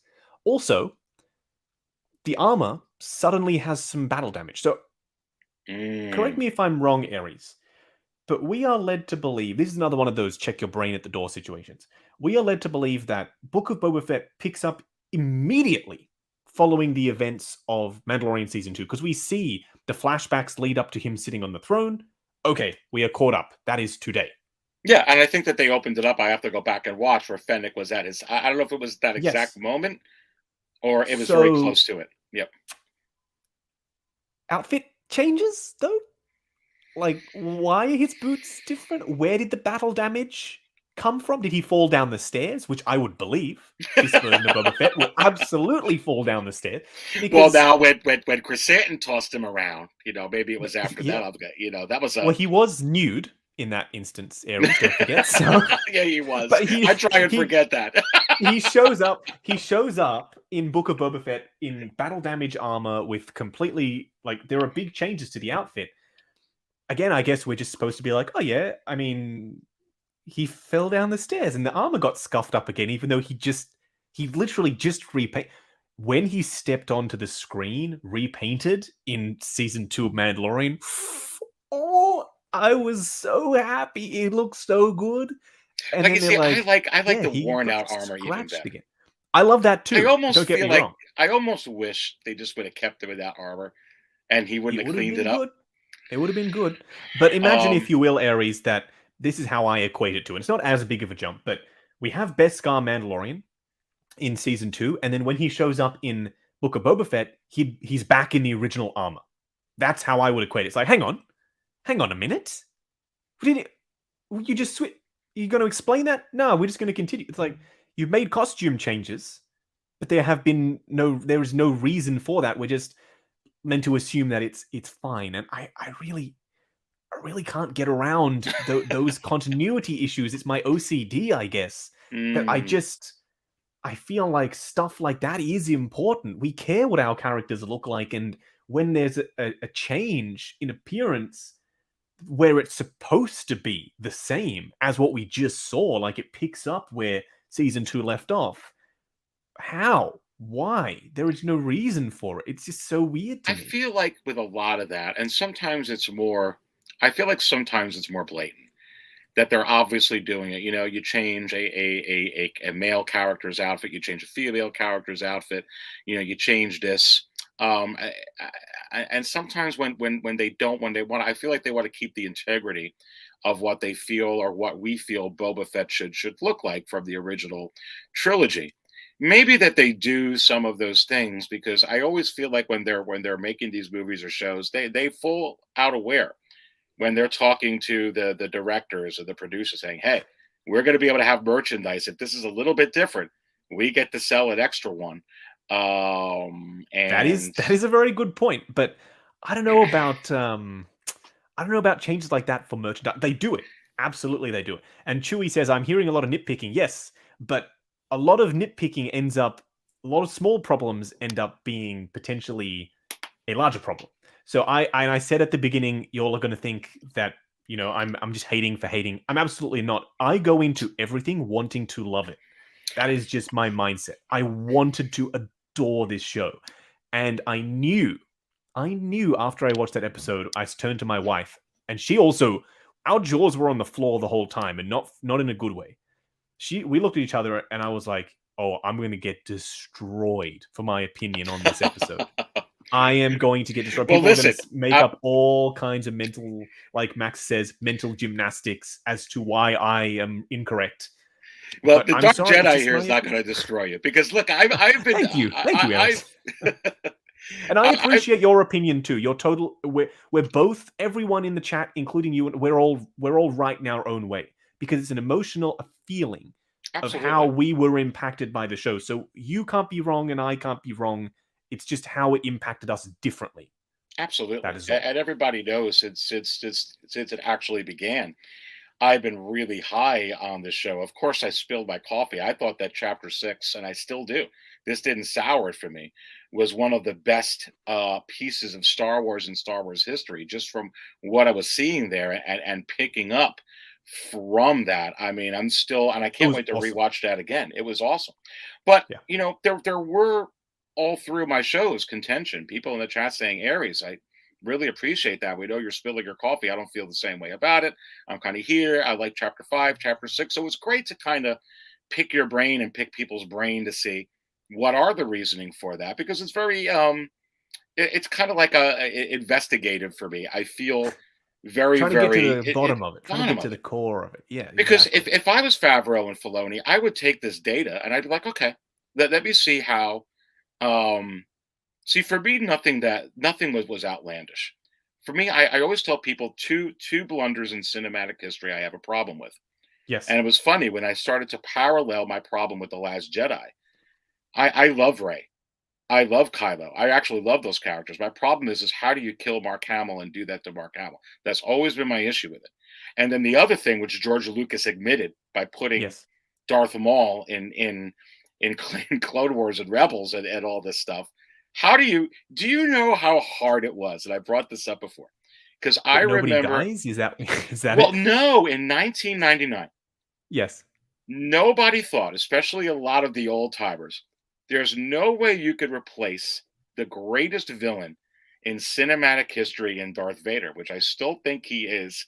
I don't think they have replaced him, to be honest. No, I don't think he has been replaced. But you come up with Darth Maul. Mm-hmm. You come up with Darth Maul, and he doesn't try to be Darth Vader. He doesn't say a whole lot, but I don't know how George Lucas did it, but it was absolute magic. It's all over the merchandise. You see it on Episode 1. You see him in his hooded form. You see the hordes. You see the red eyes, and then you kill him. And then you're like, what a blunder. And then you bring in Saruman, and I love Christopher Lee, but it took a while for me to warm up to him at his age back then. Like, I'm supposed to take this. Well, when I was a kid, Justin, and this is very interesting, the figure that nobody wanted to play with was the Obi-Wan figure, because I was like, the old guy. Where's the Luke? Where's the Han? Where's the Stormtrooper? Where's the R2? Fair enough. And I was just like, come on. And then you did that to Luke. So I was just kind of like, you know, why do you do that? So I felt like those were major blunders. But a lot of people do have an issue, Aries, with Rey and her abilities and suddenly knowing how to do everything. I feel like I got enough to see that there was training there and her being good at everything. That complaint, totally valid. I also apply that to Boba riding that Rancor. I am meant to assume that I thought that I was seeing him over a few days. I didn't realize the time span was different. I would have expected a brief montage, at least. You know how I like to do a little montage of him working with Danny Trejo to ride the damn Rancor. But I feel like this show could have done with one more episode, perhaps, if they were going to keep it the way they were going to keep it, to tie up stuff like that. Also, when he comes back with the Rancor, suddenly, so he hasn't had the gaffy stick since we saw him get his armor back the first time and it was all battle damage, etc. Suddenly he decides, yeah, I'm gonna bring it now. Right now, I'm gonna bring it. Well, I'm gonna pop it on me back. I'm gonna bring it. I haven't used it at all this whole season, but now I'm gonna bring it. you see, but that's how they tied it together in my view, Justin. I felt It like ties for it me, nicely, Aries. But why yes, did he yes. decide now to bring it? We need a moment, a second. Mm. That's remembering the Tuscans, remembering the training. Like we need. I can't. Which had I him can't. doing Cad Yes. Bane. Yes, no, I understand where you're going Like with you're that. right. When he speaks to Cad Bane, and Cad Bane says, that guy killed the Tuscans, and we see a little bit of a flashback, but I don't think that was quite enough. I needed to see him actually making that choice because it's a powerful, important decision to lay down the blaster and use a traditional weapon for the tribe that he was living with for 5 years, which, by the way, felt like 5 seconds, but it was supposed to be 5 years. I wanted to see that powerful decision of, I am taking up the gaffy stick. They murdered my tribe. I'm taking their weapon and I'm exacting my justice. Like I wanted to see that decision. I think it would have been important for the character and for us watching. But he just popped it Yeah. on his back and he just appeared with it. Like it feels like it was a bit of a waste, like a throwaway thing. Like, oh, remember that stick from earlier? There it is. It's here again. Yeah, no, it's an interesting perspective, and I think you bring up Yeah. maybe some of the frustrations that others have I'm very frustrated. that I didn't have. But listen, have you guys hit the like button yet? Because we are in the Aries Terrington Show. My special guest, Justin from Justin's Collection. We're talking about a whole bunch of things here, including the Book of Boba Fett. We can go back to it. Now, obviously, you and we have a different. I really enjoyed the episode. I am going to look at John Eddie's Campy. complimenting my shelf. Thank you very much for that. But I wonder what your perspective is on this, because obviously, you speak your mind. Yes. And I have some Always. thoughts on this, and I spoke about it the other night. And I just want to kind of bring this up too. So there was some like this is a little bit interesting, perspective, a little divided at community, how it ended. Although I am seeing some people that were skeptical of the show now saying, okay, 7.5, maybe an 8. So very interesting. Mhm.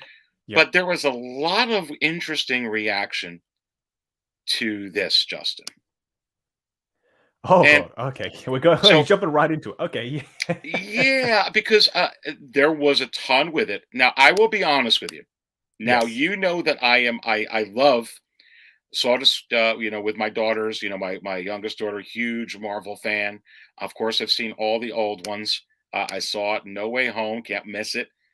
But I'm not invested in this like I'm invested in Star Wars. It doesn't mean Fair a enough. whole lot to me. When this came out, I'm like, wow, I love it with everybody in the community. Let me talk about it. When I saw it in the morning, I actually thought, my impression was, this is God's honest truth that I talked about it. I was like, wow, did they come out with one years ago? And did someone post up something that came out years ago in hoping that they came out with this? Because that was my reaction from a distance. You thought it was like looking a at the mock-up sort of like situation. Yeah, from before going to work. And then I learned later through a couple of messages an hour and a half later, that it's legit. oh, did you see that this released? And I'm like, and I wasn't being hard on it. I went back and looked and I'm like, wow, it looks a little. But then I saw all the comments. So your take on this, I already gave my take earlier in the week, and I have some thoughts on this. What is your thoughts on this? First of all, I think we forget that behind every piece of artwork is an artist. So Hot Toys actually removed the artist's name off their website for fear of the abuse that person Oh, had really? I already didn't even probably know that. received. So I don't like when things like that get personal. They've already said they're going to revise the sculpt, but we always forget that it's a person who spent probably months looking at reference material and sculpting traditionally out of clay, which is not easy to do. And then it had to go to Alfred Molina for his approval. It had to go to Disney for their approval. Then J.C. Hong painted it by hand, the prototype. So a lot of work went into this. That being said, do I love the head sculpt? No, I do not. I think it looks far better in Secret Base at the actual prototype itself, these pictures make it look awful. The way it's lit, the way it's photographed, it looks as bad as it possibly could. The photos that my buddy Ryan took in Hong Kong, they are far better. They're far nicer to this sculpt because they're not overly edited, etc. Am I excited to see what the changed one looks like? Yes, absolutely. But I'm never going to take it to the point where I'm saying that the artist, is a failure. The stuff that I've seen online is just they should be fired, etc. Like we can't. Come on now. And you're talking about Ryan Kirkwood, right? Ryan Kirkwood, correct. And I pay attention. Just letting you know, I pay attention. There you go. So, yeah, and I brought this up before. I'm right with you, Justin, on this, and I do agree this is an artist perspective, and I do think that when people are taking a lot of time to do this work, and it's I just feel like we got to be mindful. We can voice our opinions, Aries. We can say it's not for us. We would like a different sculpt, which they are changing it, but it doesn't have to get. I think in anything in life, we need to we could take that approach. And my thing is, I've been talking about this since last year, middle of last year, with this company. And one thing that I'm noticing, and I'm noticing a trend, although they've been on a pretty good trend recently until this, I feel like they need a little bit of help with QC, with quality control, on some of their prototype imagery marketing, and also on their final production imagery marketing, because I feel like sometimes you get a false sense.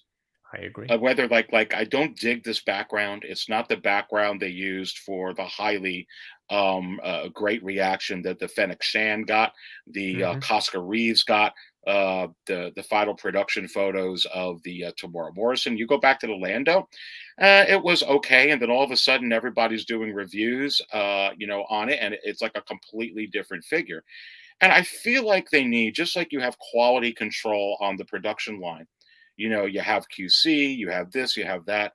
I feel like they have to maybe take a look at how they're maybe have some quality assurance on the images for their marketing that they're going to do before they put it out, to try and vet out any stuff like this. Because I feel like, for me, I don't know if it's so much, I feel like it's a combination of the head sculpt and a combination of the way that they took the pictures. And I think you even mentioned now that a secret base that looks different. So what is your take on that?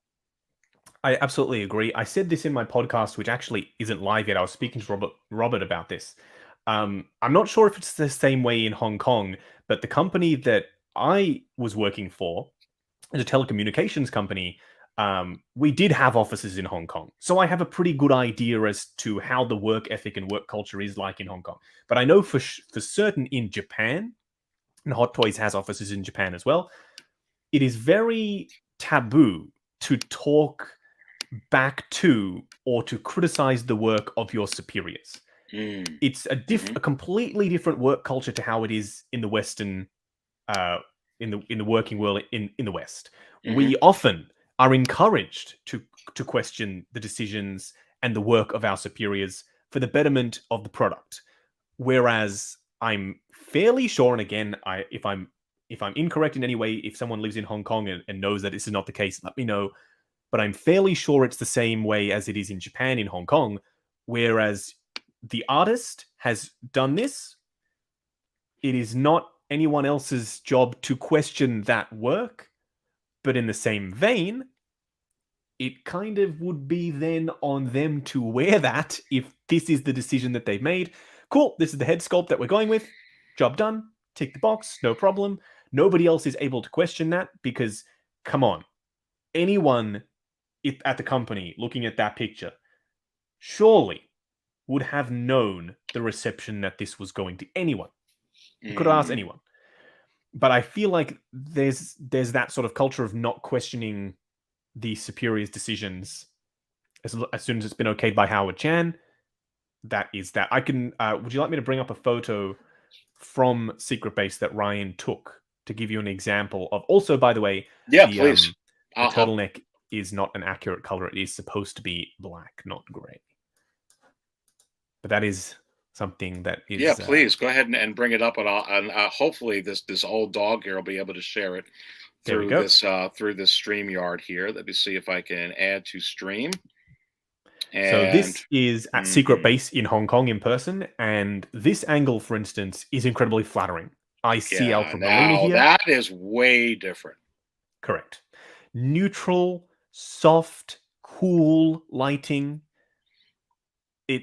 This I'm actually fairly okay with, to be totally honest with you. And I'm curious to see what the reaction in the chat is now to this, being that we just looked at the horrible pictures from Hot Toys.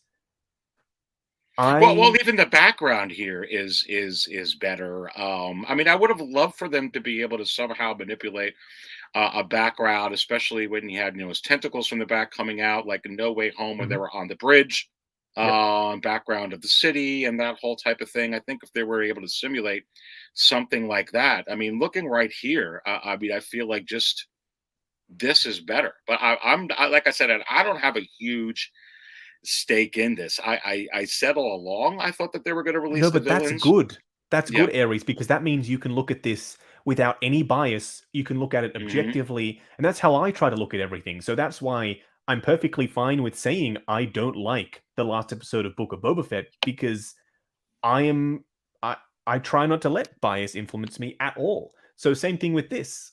I don't have a stake in this. I was already going to get it. I have the Toy Zero one. If anything, I should be shooting this down because I have the Toy Zero one. But I'm not. This head sculpt, photographed in this light at Secret Base, looks decent to me. Yeah, I mean, hi Aries and Justin, good to have Lincoln here. Hey, Link.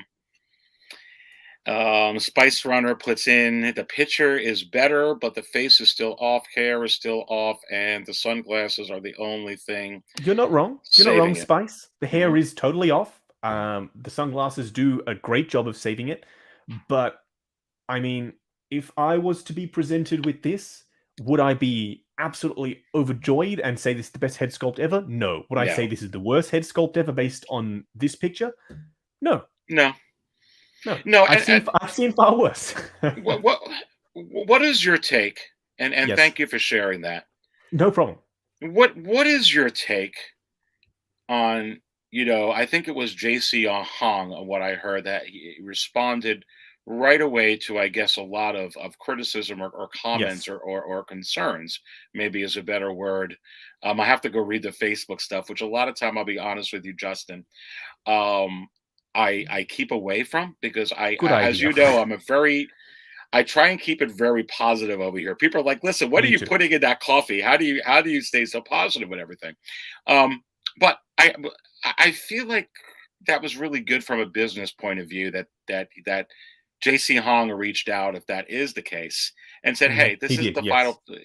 Well, it's not the final version, and it's going to be different. I mean, I feel like that's an appropriate response.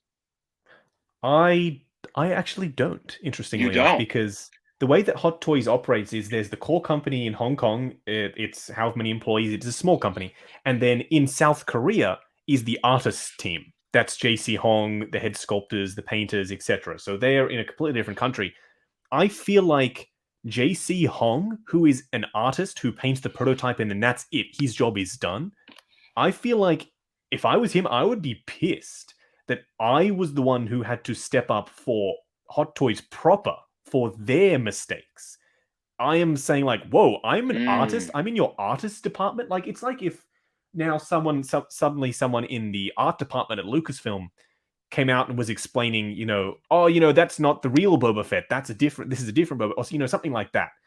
Whereas you'd expect like a proper announcement from Lucasfilm, or a proper announcement in this instance from Hot Toys directly, putting up a post saying, hey everyone, we realized that we let some of you down with the recent Doc Ock head sculpt. We would like to let you know that we will be correcting it. There will be a revised head sculpt. Expect to see that sometime in the near future. But to let JC Hong, who's your artist, be responsible for the decisions of the company without making an official statement, I think it's pretty bad form, to be honest. Well, no, and that's a great point on that. From that you bring up on that view. And really, they probably should have never have gotten to that point. But you brought up a good point before about the culture, which is Yes. something we have to consider. But one of the points that I brought up, I think to when people were like concerned about, I said, look, at the end of the day, I don't think there's a term going around the community that I've heard so much, Tony Stank. Mm, So I don't feel I feel like when this comes out, it's going to be really, really good. What are I your hope thoughts so. on that? Yeah. I'm excited to see what it looks like in the end.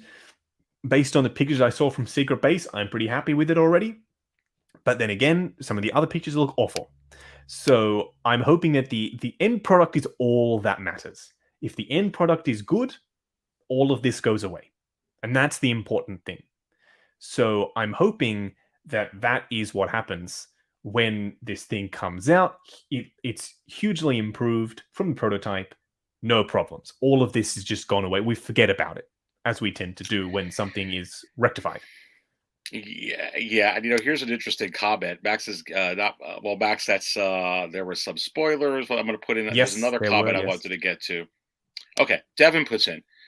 Why Hmm. are hot toys getting so expensive? And look, I'm Mhm. not really going to get into a whole lot of markets stuff really on this show. We got so many other topics to talk about. And did you hit the like button yet, baby? Listen, hit the like Yeah, button. hit that like button. Come on now. We'll pour it. And as Justin said before, please subscribe to the channel if you Yeah. haven't already. Um, look, inflation, I believe, up here in the U.S. right now is a 3.5% uh cost of living. I mean, difference. Right now, everything's going up everywhere, Justin. I mean, Mhm. it's not just Hot Toys. It's gas. It's Can I soup. just say, It's Aries? it's so much, and I think we need to calculate that. Is what I want to say. It's going to happen. Can I just say that sometimes when we look at these things, we have our blinders on. Yes, in the US, the price is going up. Absolutely.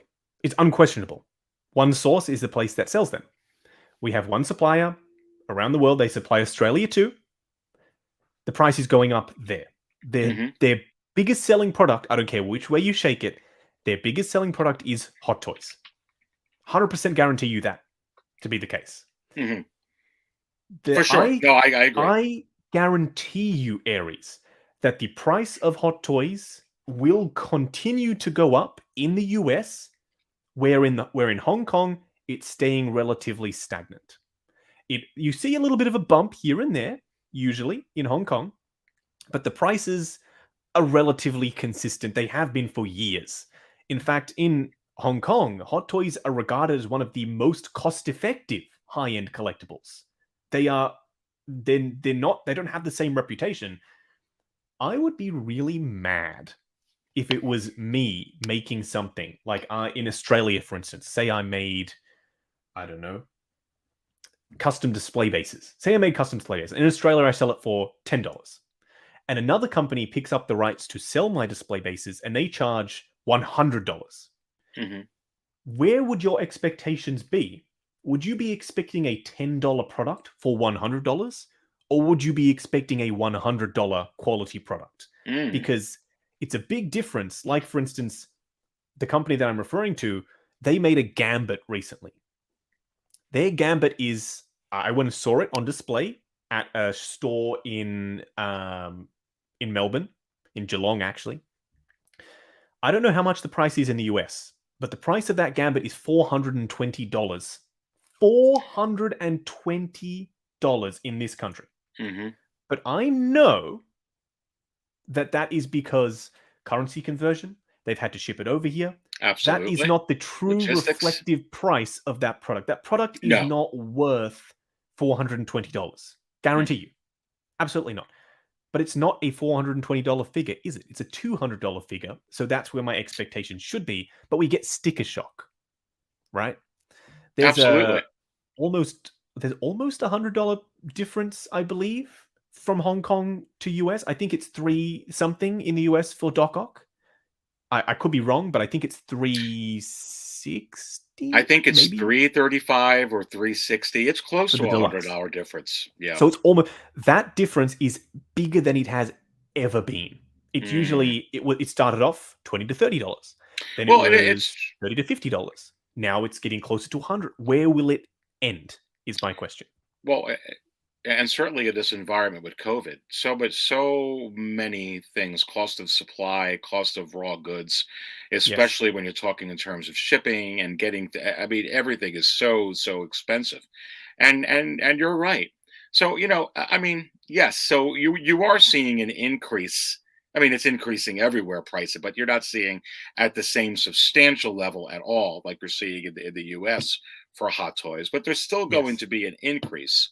I guarantee you, Aries, we will be talking about $400 and then $500 figures in the next couple of years' time, but only in Yeah. the US, until it gets to a point where the company who are producing these things, Hot Toys, get frustrated that people are expecting a $500 quality figure when, in essence, the item is only a $200 item.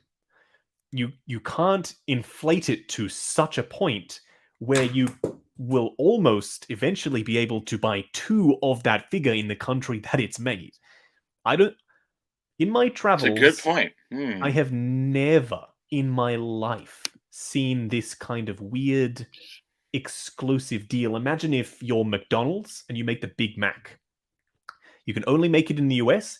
Everywhere else, KFC has the rights to sell the Big Mac, and they sell it for 5 times more than you sell it for. You would expect Wagyu. You would expect the best buns in the world. You would expect the best sauces, the best, freshest ingredients for 5 times the price. But you're not getting that. You're getting the same Big Mac as you would be able to get in the States for $2. That's how I equate it to here. It drives me insane, and I can imagine that Hot Toys are also being driven insane by their product being sold for substantially more for no real... They're not getting any added value for that price hike.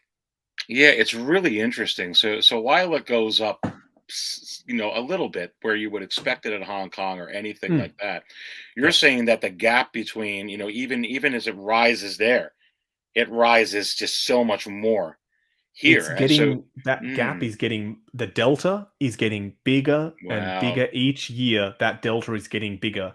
So, Max's Geekdom says, are they the exclusive distributor in Australia? They distribute to the other stores here. So they, like Pop Culture, for instance, Icon is the distributor, which means that...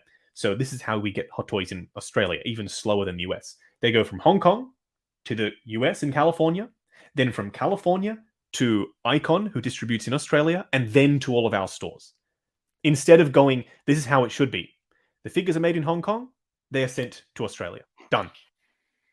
It's not... it's so frustrating. It's like, it's so simple.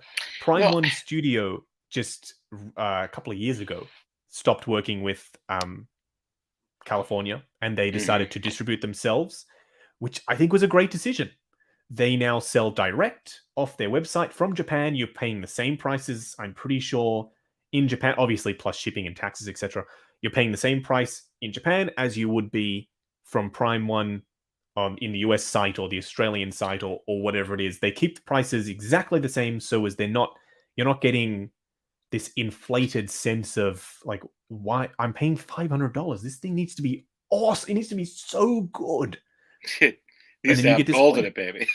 yeah, it needs to weigh a ton. It needs to be die cast and gold, and like all this stuff that we've seen with the die cast. Mandalorian should be die cast for the price. It should be this. It should be that. Yeah, I feel bad for Hot Toys, honestly. I wonder if, and I think you're right. I think that something's going to give, whether it's over a year or in a couple years or in a few years. And you have to wonder, Justin, what is your take on, Yes. since they have such obvious, it almost seems like an exclusivity. I know they don't, but it almost seems like they're almost exclusive to Disney. I know that they're not, but they got a lot with Disney. Do you Yes. see a scenario where a company like Disney says, hey, let us help you out a little bit? I mean, could you see something like that from a network perspective or something in that regard? Obviously, Disney has a lot of money. They have a lot of Yes. deep pockets. Yes. And they like Hot Toys. Matter of fact, I've even heard some inside information that some of the directors over there, like Favreau, like Filoni, they like to use some of the Hot Toys, kind of like in their war room, to kind of map out certain scenes and Nice. things of that Kevin nature as Feige well. has a hot toy of himself. He has an Now, actual, fully boxed, painted by J.C. Hong, given to him by Howard Chan. There is a Kevin Feige Hot Toys figure, only one of one in the world, and Kevin Feige owns it. how much is that? I add that to the I market. have no idea, but I don't think that's never going to be a problem. It's not a Hot Toys is not a publicly traded company. It's owned by one guy. It's owned by Howard Chan. It's a pretty lean business. Not that Will many it stay that way? employees. Do you think it'll stay that way in the future? I think so. Howard Chan is a big fan of his anonymity and also he being able to make all of the decisions himself. So I don't think that he will ever give that up. There's no reason to. They're doing so well in Hong Kong, Aries. They've opened up multiple new stores in extremely expensive areas of Hong Kong where the rent is in the millions of Hong Kong dollars. They are not strapped for cash by any means. So I don't think it's an issue. In fact, they are doing so well that they have to delay releases for tax purposes, because if they got paid for a shipment to Sideshow, then they would have to go up to the next tax bracket. So they've had to delay around tax time. That's why you didn't see a ton of releases around the end of financial year. Do you see a scenario, and it'd be great to get your perspective on this, or perhaps you have knowledge on this. Yes. They kind of, book schedule, if you will, manufacturing time from different places. Is there a scenario where they get big enough? And if you're saying that Howard's going to keep this, they're doing very well, they don't need really any investment money. He likes to be able to continue control up in that regard, and they can still get bigger being, independent. Could they get into the manufacturing business on that end where they can control when production is going to happen? Can they open something that big? Is it not even worth it? Is it probably better to just keep, contracting this out? I wouldn't. I'm a big fan of the as a service model. If someone can do something better than you, and someone can do something at a more cost-effective price than you can, then you better let them do it. Manufacturing is it's an expensive process. There would be a big outlay. So for those who don't know, Hot Toys don't own the factories they produce in. They just contract to a few select ones, and they only produce Hot Toys there. It's not like they're making, other stuff. Whereas the California company, when they produce their figures, they share the factories with other things. And that's why when there were knockoffs of the Green Lantern they made, they were using real suits. They weren't using knockoff versions. They were using the actual same suits that they were using from the production versions, because in the same factory. Whereas Hot Toys don't have that problem. So no, I think keep it as a service, cost effective, keep it lean. You don't want to be responsible for factory employees, etc. If someone else, let them handle it. I think that's the best way.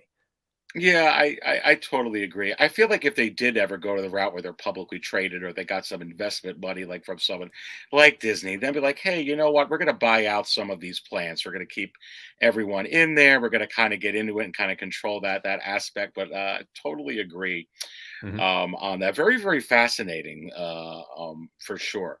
And then just wrapping up the Doc Ock. I think at the end of the day, they're going to go ahead, and when the final production photos come out, it might not be the best head sculpt of all time. It might be the best head sculpt of all time, but I think it's going to be. I think that they're very conscientious of the work. I think that they pay attention to a lot of the comments, and I think they're going to just make sure that it's going to look good. And this image that you shared, thank you so much, that you put up over here. To me, it looked a lot better. I think it looks good. It's at a point where if that's the head sculpt that I'm getting and it looks like how it does at Secret Base, I'm okay with it. Yeah, absolutely. So listen, I'm going to get into just a couple of last things over here before we go ahead and conclude the show. But this is always my favorite part of the show, and I definitely want to have this with you. And it is the Is It Possible segment, Justin. So here's a very interesting thing. I'm going to go ahead and pull this up onto the screen. And let's see if, I got to actually share it again. Let me add this to the stream, see if it works. Okay. So this is an image, R2D2 and Grogu. Now, here's an interesting thing. Mm-hmm. I've been calling for a while that, you have the Luke Skywalker, deluxe and non-deluxe from the finale scene of Mandalorian season 2. You have that that's going to be coming out the fourth quarter. You have the chrome-plated Mandalorian, also from the finale scene, and that head sculpt is more somber. It kind of works with that whole thing. The piece that you're missing is you're missing R2. And for a lot of people that want to get that Luke specifically to show the elevator scene or show, you need R2D2 and his connection to Grogu to fit in. And sure, you could put in the Force Awakens one. Sure, you could put in the OT one, but it's not this one. But now there is actually even a scene from today's episode. We've been talking about spoilers where R2 and Grogu are together. So it even makes more sense to me now. I could actually see them coming out with an R2 figure, whether it be from, and I think it would actually be from the Mandalorian season 2, but they can call it Book of Boba Fett, maybe come with a Grogu or two. But I almost feel like that this is going to come out. I mean, what are your thoughts? Are they going to come out with another R2 perhaps this year, announce one, or they're going to wait longer? I don't know. R2 is a tricky one because the Hot Toys R2D2 is perfect. I think they've perfectly captured R2D2 in every facet in 1/6 scale. The die-cast dome, on the prequel version, all of the little parts and pieces. On the other version, the lights and sounds. I think they've captured him perfectly. But again, we are very conscientious of the fact that people are getting into this hobby every day, and maybe they don't have an R2, and now they are priced out. I think this would be a great opportunity. Hot Toys already has the molds. They already have the master list of the paint processes to create an R2. Why not? If I was in charge over at Hot Toys, that would be one that I would definitely fire up the molds again for. No question. And exactly, and I think that people are going to want that to be able to complete the finale scene at the end of the Mandalorian season 2. Last one for this show, and I'm going to be, because I can bring up a million figures as possible, but this one's going to be interesting to see what your take is. Is it possible from the Book of Boba Fett that this is going to be one of the Hot Toys where we're going to get an announcement from really, really soon? And let's see what your reaction is going to be. Now, whether he is dead or not, I have an opinion where he's not, actually. Because no one's dying, quite honestly. But I know, but it seems like now that's one thing that frustrates me. And Star Wars of old, if someone is dead, and I'm talking like original trilogy and prequel trilogy. I'm not talking Clone Wars. I'm not talking, because if someone dies, in George Lucas's Star Wars, if someone dies, someone is dead. Darth Maul was cut in half. Okay, he's dead. Boba Fett was hit into the Sarlacc pit. He is dead. Well, George Lucas demanded Maul back. I mean, he knew he messed up on that one. That was a change of heart. But most of the time, he liked the idea of there being consequences. So you're probably right. He may return, and I hope he does, because I don't like that he died, Aries. I like Cad Bane. This is the first time we ever saw him in live action. Well, Don't kill the boy. Honestly, Justin, they keep bringing these people who die on the sands of Tatooine to this place with that guy who's replacing the robot guy with dubstep, the EDM music. Sorry. Yeah. So I mean, I can actually see this, but look, everybody in here is saying, "I say yes. I say yes. Absolutely, need it. I would buy it, hands down." Do you? And I think that's one of the reasons Favreau and especially Filoni made sure that they put this character in the show, is they knew that it would be a favorite for a lot of fans. I feel like this is absolutely, is it possible? I'll answer this one. Is it possible that this is going to be coming out fairly soon as an official announcement? And I say yes. Do you feel fairly soon? I think Hot Toys dance card is pretty full at this very point in time. I think that they need to very quickly announce more No Way Home figures. We need Toby, we need Andrew, and I would love to get Electro. They're coming. I think that they will take priority because if they announce, say it takes months of work to make these prototypes. I don't think this guy, I don't think they would have known about him. So you don't think they had inside intel on this? Okay. This specifically, I don't think so. They would have had others, but I don't think this. So I would expect to see this in a couple of months from now, and the hype will still be there because this is such a unique character. We've never had him in 1/6 scale except for the clone sideshow version with the skies. So I think that this is not one they need to rush on. Whereas the Toby Maguire and Andrew Garfield, they need to rush because Multiverse of Madness is right around the corner. And if they don't put out those Spideys, they're going to be out of time.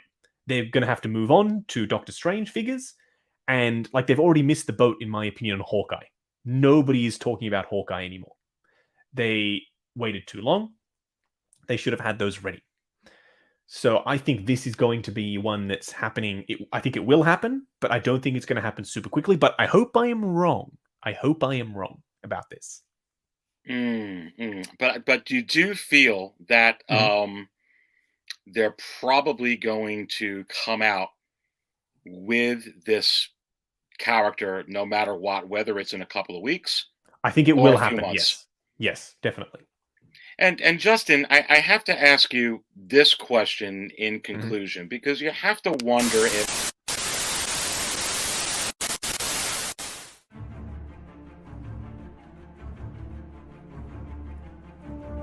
this is an interruption, a major interruption from the Hot Toy Wizard here at 6 Scale Cantina, coming to you live now from the 1/6 Scale Man YouTube page. As you can see, I clearly taken over the likeness of Lael Rockwell, here to bring you some juicy news.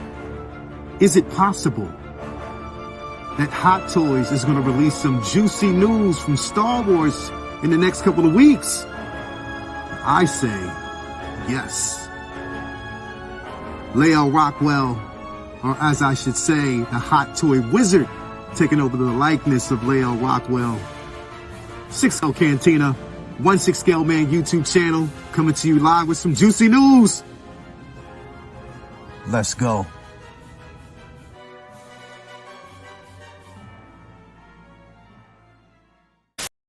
Man, that just sends chills down my spine to see another interruption from the Hot Toys Wizard taking on the likeness of the 1/6 Scale Man. Lael, are you kidding me? I mean, the music is epic. I feel like I'm in an MCU event, Justin. But one thing is, listen, the Hot Toys Wizard kind of just, takes on the form of whoever the wizard wants to take on. And, I think we're going to get some great stuff here over the next couple of weeks. One thing I want to say about Lael, since, the Hot Toys Wizard took on his likeness, I hope he's feeling okay.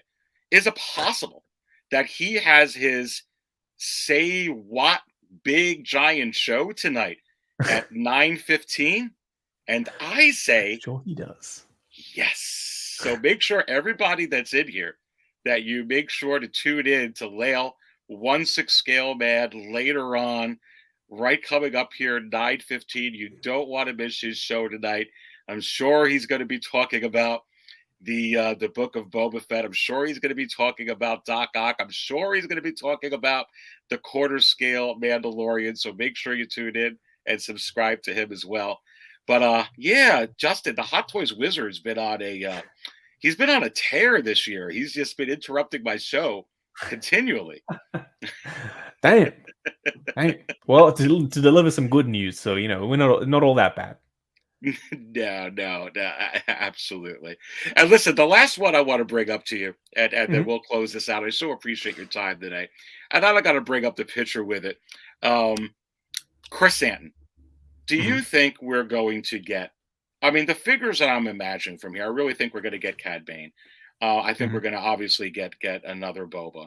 One that I'm fairly sure we're going to get is that Chris Anton. Do you think we're actually going to get that, though? I feel like it'd be a shame not to. He was one of the highlights for me and how He looked really was. cool. He looked really cool, Aries. He ripped that guy's arm off that one time, and he threw that guy and shot him. Dope. He did some dope things, but for the most part, I feel like he's not quite there enough for me to get a figure yet. Like Fennec, for instance. We saw her in Mandalorian. We saw her in Mandalorian Season 2. We saw her again in Book of Boba Fett, and we got a figure when Book of Boba Fett was dropping. So it took a couple of... and she did a lot of notable stuff. So it took a lot of appearances to get Fennec, who is a much easier figure to make than a Wookiee. It's going to need a whole new body. It's going to need a completely different approach with the herring, because I don't think they nailed it with the other two Chewbacca figures. Less likely than Cad Bane, but I would love to see it, and I hope I'm wrong again, but I think that one's... they're maybe going to hold off a little until he does something truly awesome. Yeah, absolutely. I'm going to let you answer this one, Justin. Seth Reckup. Thank you, Seth. Great supporter with the $5 drop. I love a Kate Bishop and Hawkeye. Yeah, and Lucky the Pizza Dog. Don't forget, we need the Pizza Dog too. I would love a 3... that would be the easiest way to get him out, is to do a 3-pack. This dog is licking me. Thank you. Is to do a 3-pack and job done. Super simple, to the point. I would love a Kingpin too, if they want to do that. But I feel like they've kind of missed the boat when Moon Knight drops, which is March 30. I think they've got until Moon Knight to do the Hawkeye figures. Because once Moon Knight is out, ain't nobody talking about Hawkeye, I promise you that. So they've got a finite amount of time, I think. And I feel like when it comes, well, I mean, Cad Bane, you bring up a good point. He's always going to be a fan favorite. But I feel like with some of these Book of Boba Fett figures, like if they're going to put out Corset and even the Cad Bane, I feel like they need to do that before the Obi-Wan series, May 25th, when Star Wars, I guess, we learned today that I do hope that's when, at least here in the States, got released. Yes, we did.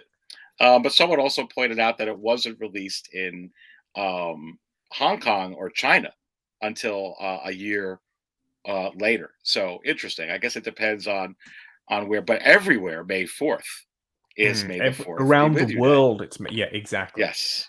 Single songwriter, good point. Batman is... I bought my Batman tickets today, by the way. I'm going to the preview screening. So yes, Batman is also coming out. They need to work on that. I think they're going to go very lightweight on Batman. I think we're just going to get Batman and the bike, and that's their way of keeping focus on Marvel and Star Wars, and they're not going to go heavy. I wish they would go heavy on DC, or just give the license to someone else who will treat it with respect the way it should be. Putting up some of these comments here, Justin. Max's Geekdom is kind of rolling over with Lails and CEO Dream as well. Exotic Carfax puts in TK FOMO. Well, listen, that's a character that, a clone trooper. We were talking about clones earlier, Justin, that the Hot Toys Wizard took the likeness of. Love it. The Collector rolling over. Lael about to come down with the Wizard flu soon. Love it. Yeah, everyone likes this. The Wizard strikes back. Yeah, I could keep going all day with this. There's a comment in here I wanted to flash up in your, and I want to ask you this about. Joe DiNapoli puts in, is it possible that Django will ever get released? What the Fruit Loops? Look, all right, talk to me, Justin. When are we going to get... the Chinese New Year is over for Hot Toys, I think, for the most part, baby. When are we getting Ahsoka? When are we going to get Django? When are we going to get Loki or Miles? Or like, there's so many that we're waiting for. I'm hoping the answer to all of those is soon, but I don't have any info, unfortunately. I wish I did, but I'm hoping that Django is one that I'm really excited about. I grew up... I'm a prequels kid. I grew up in the 90s, so I saw all the prequels in the cinema. I still remember going. Django, total badass. I love the look of Django Fett. So I am over the moon that Hot Toys decided to make him. That is one that I am super hyped about this year, but I have no info, unfortunately. Well, Justin, I think this has been... thank you so much for coming on the Aries Terrington Show. Thanks for having me on, Aries. Thank you. I can't wait to do this again. You've been outstanding. We just kept talking. And that's what I love about this show. You come on and we just keep talking about whatever pops up. I had some topics, brought up, I had some stuff laid out over here, but we just kind of went into whatever. I had a lot of fun. And look, not that anybody, I think everybody knows who you are. In case you don't know who Justin is, you need to subscribe to this man and his channel.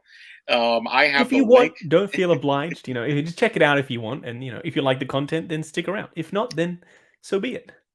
So be it. And I have the link in the video description, Justin. I also have your you. link in case you didn't know, as I do with all the content creators within this community. And if I miss some, I keep putting them in. They keep letting me know.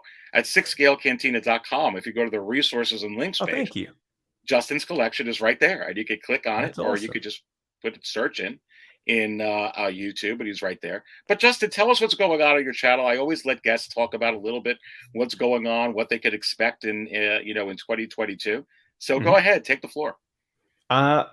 I mean, just the usual. More reviews, of course, every day. I usually release one video per day, which I will keep planning to do.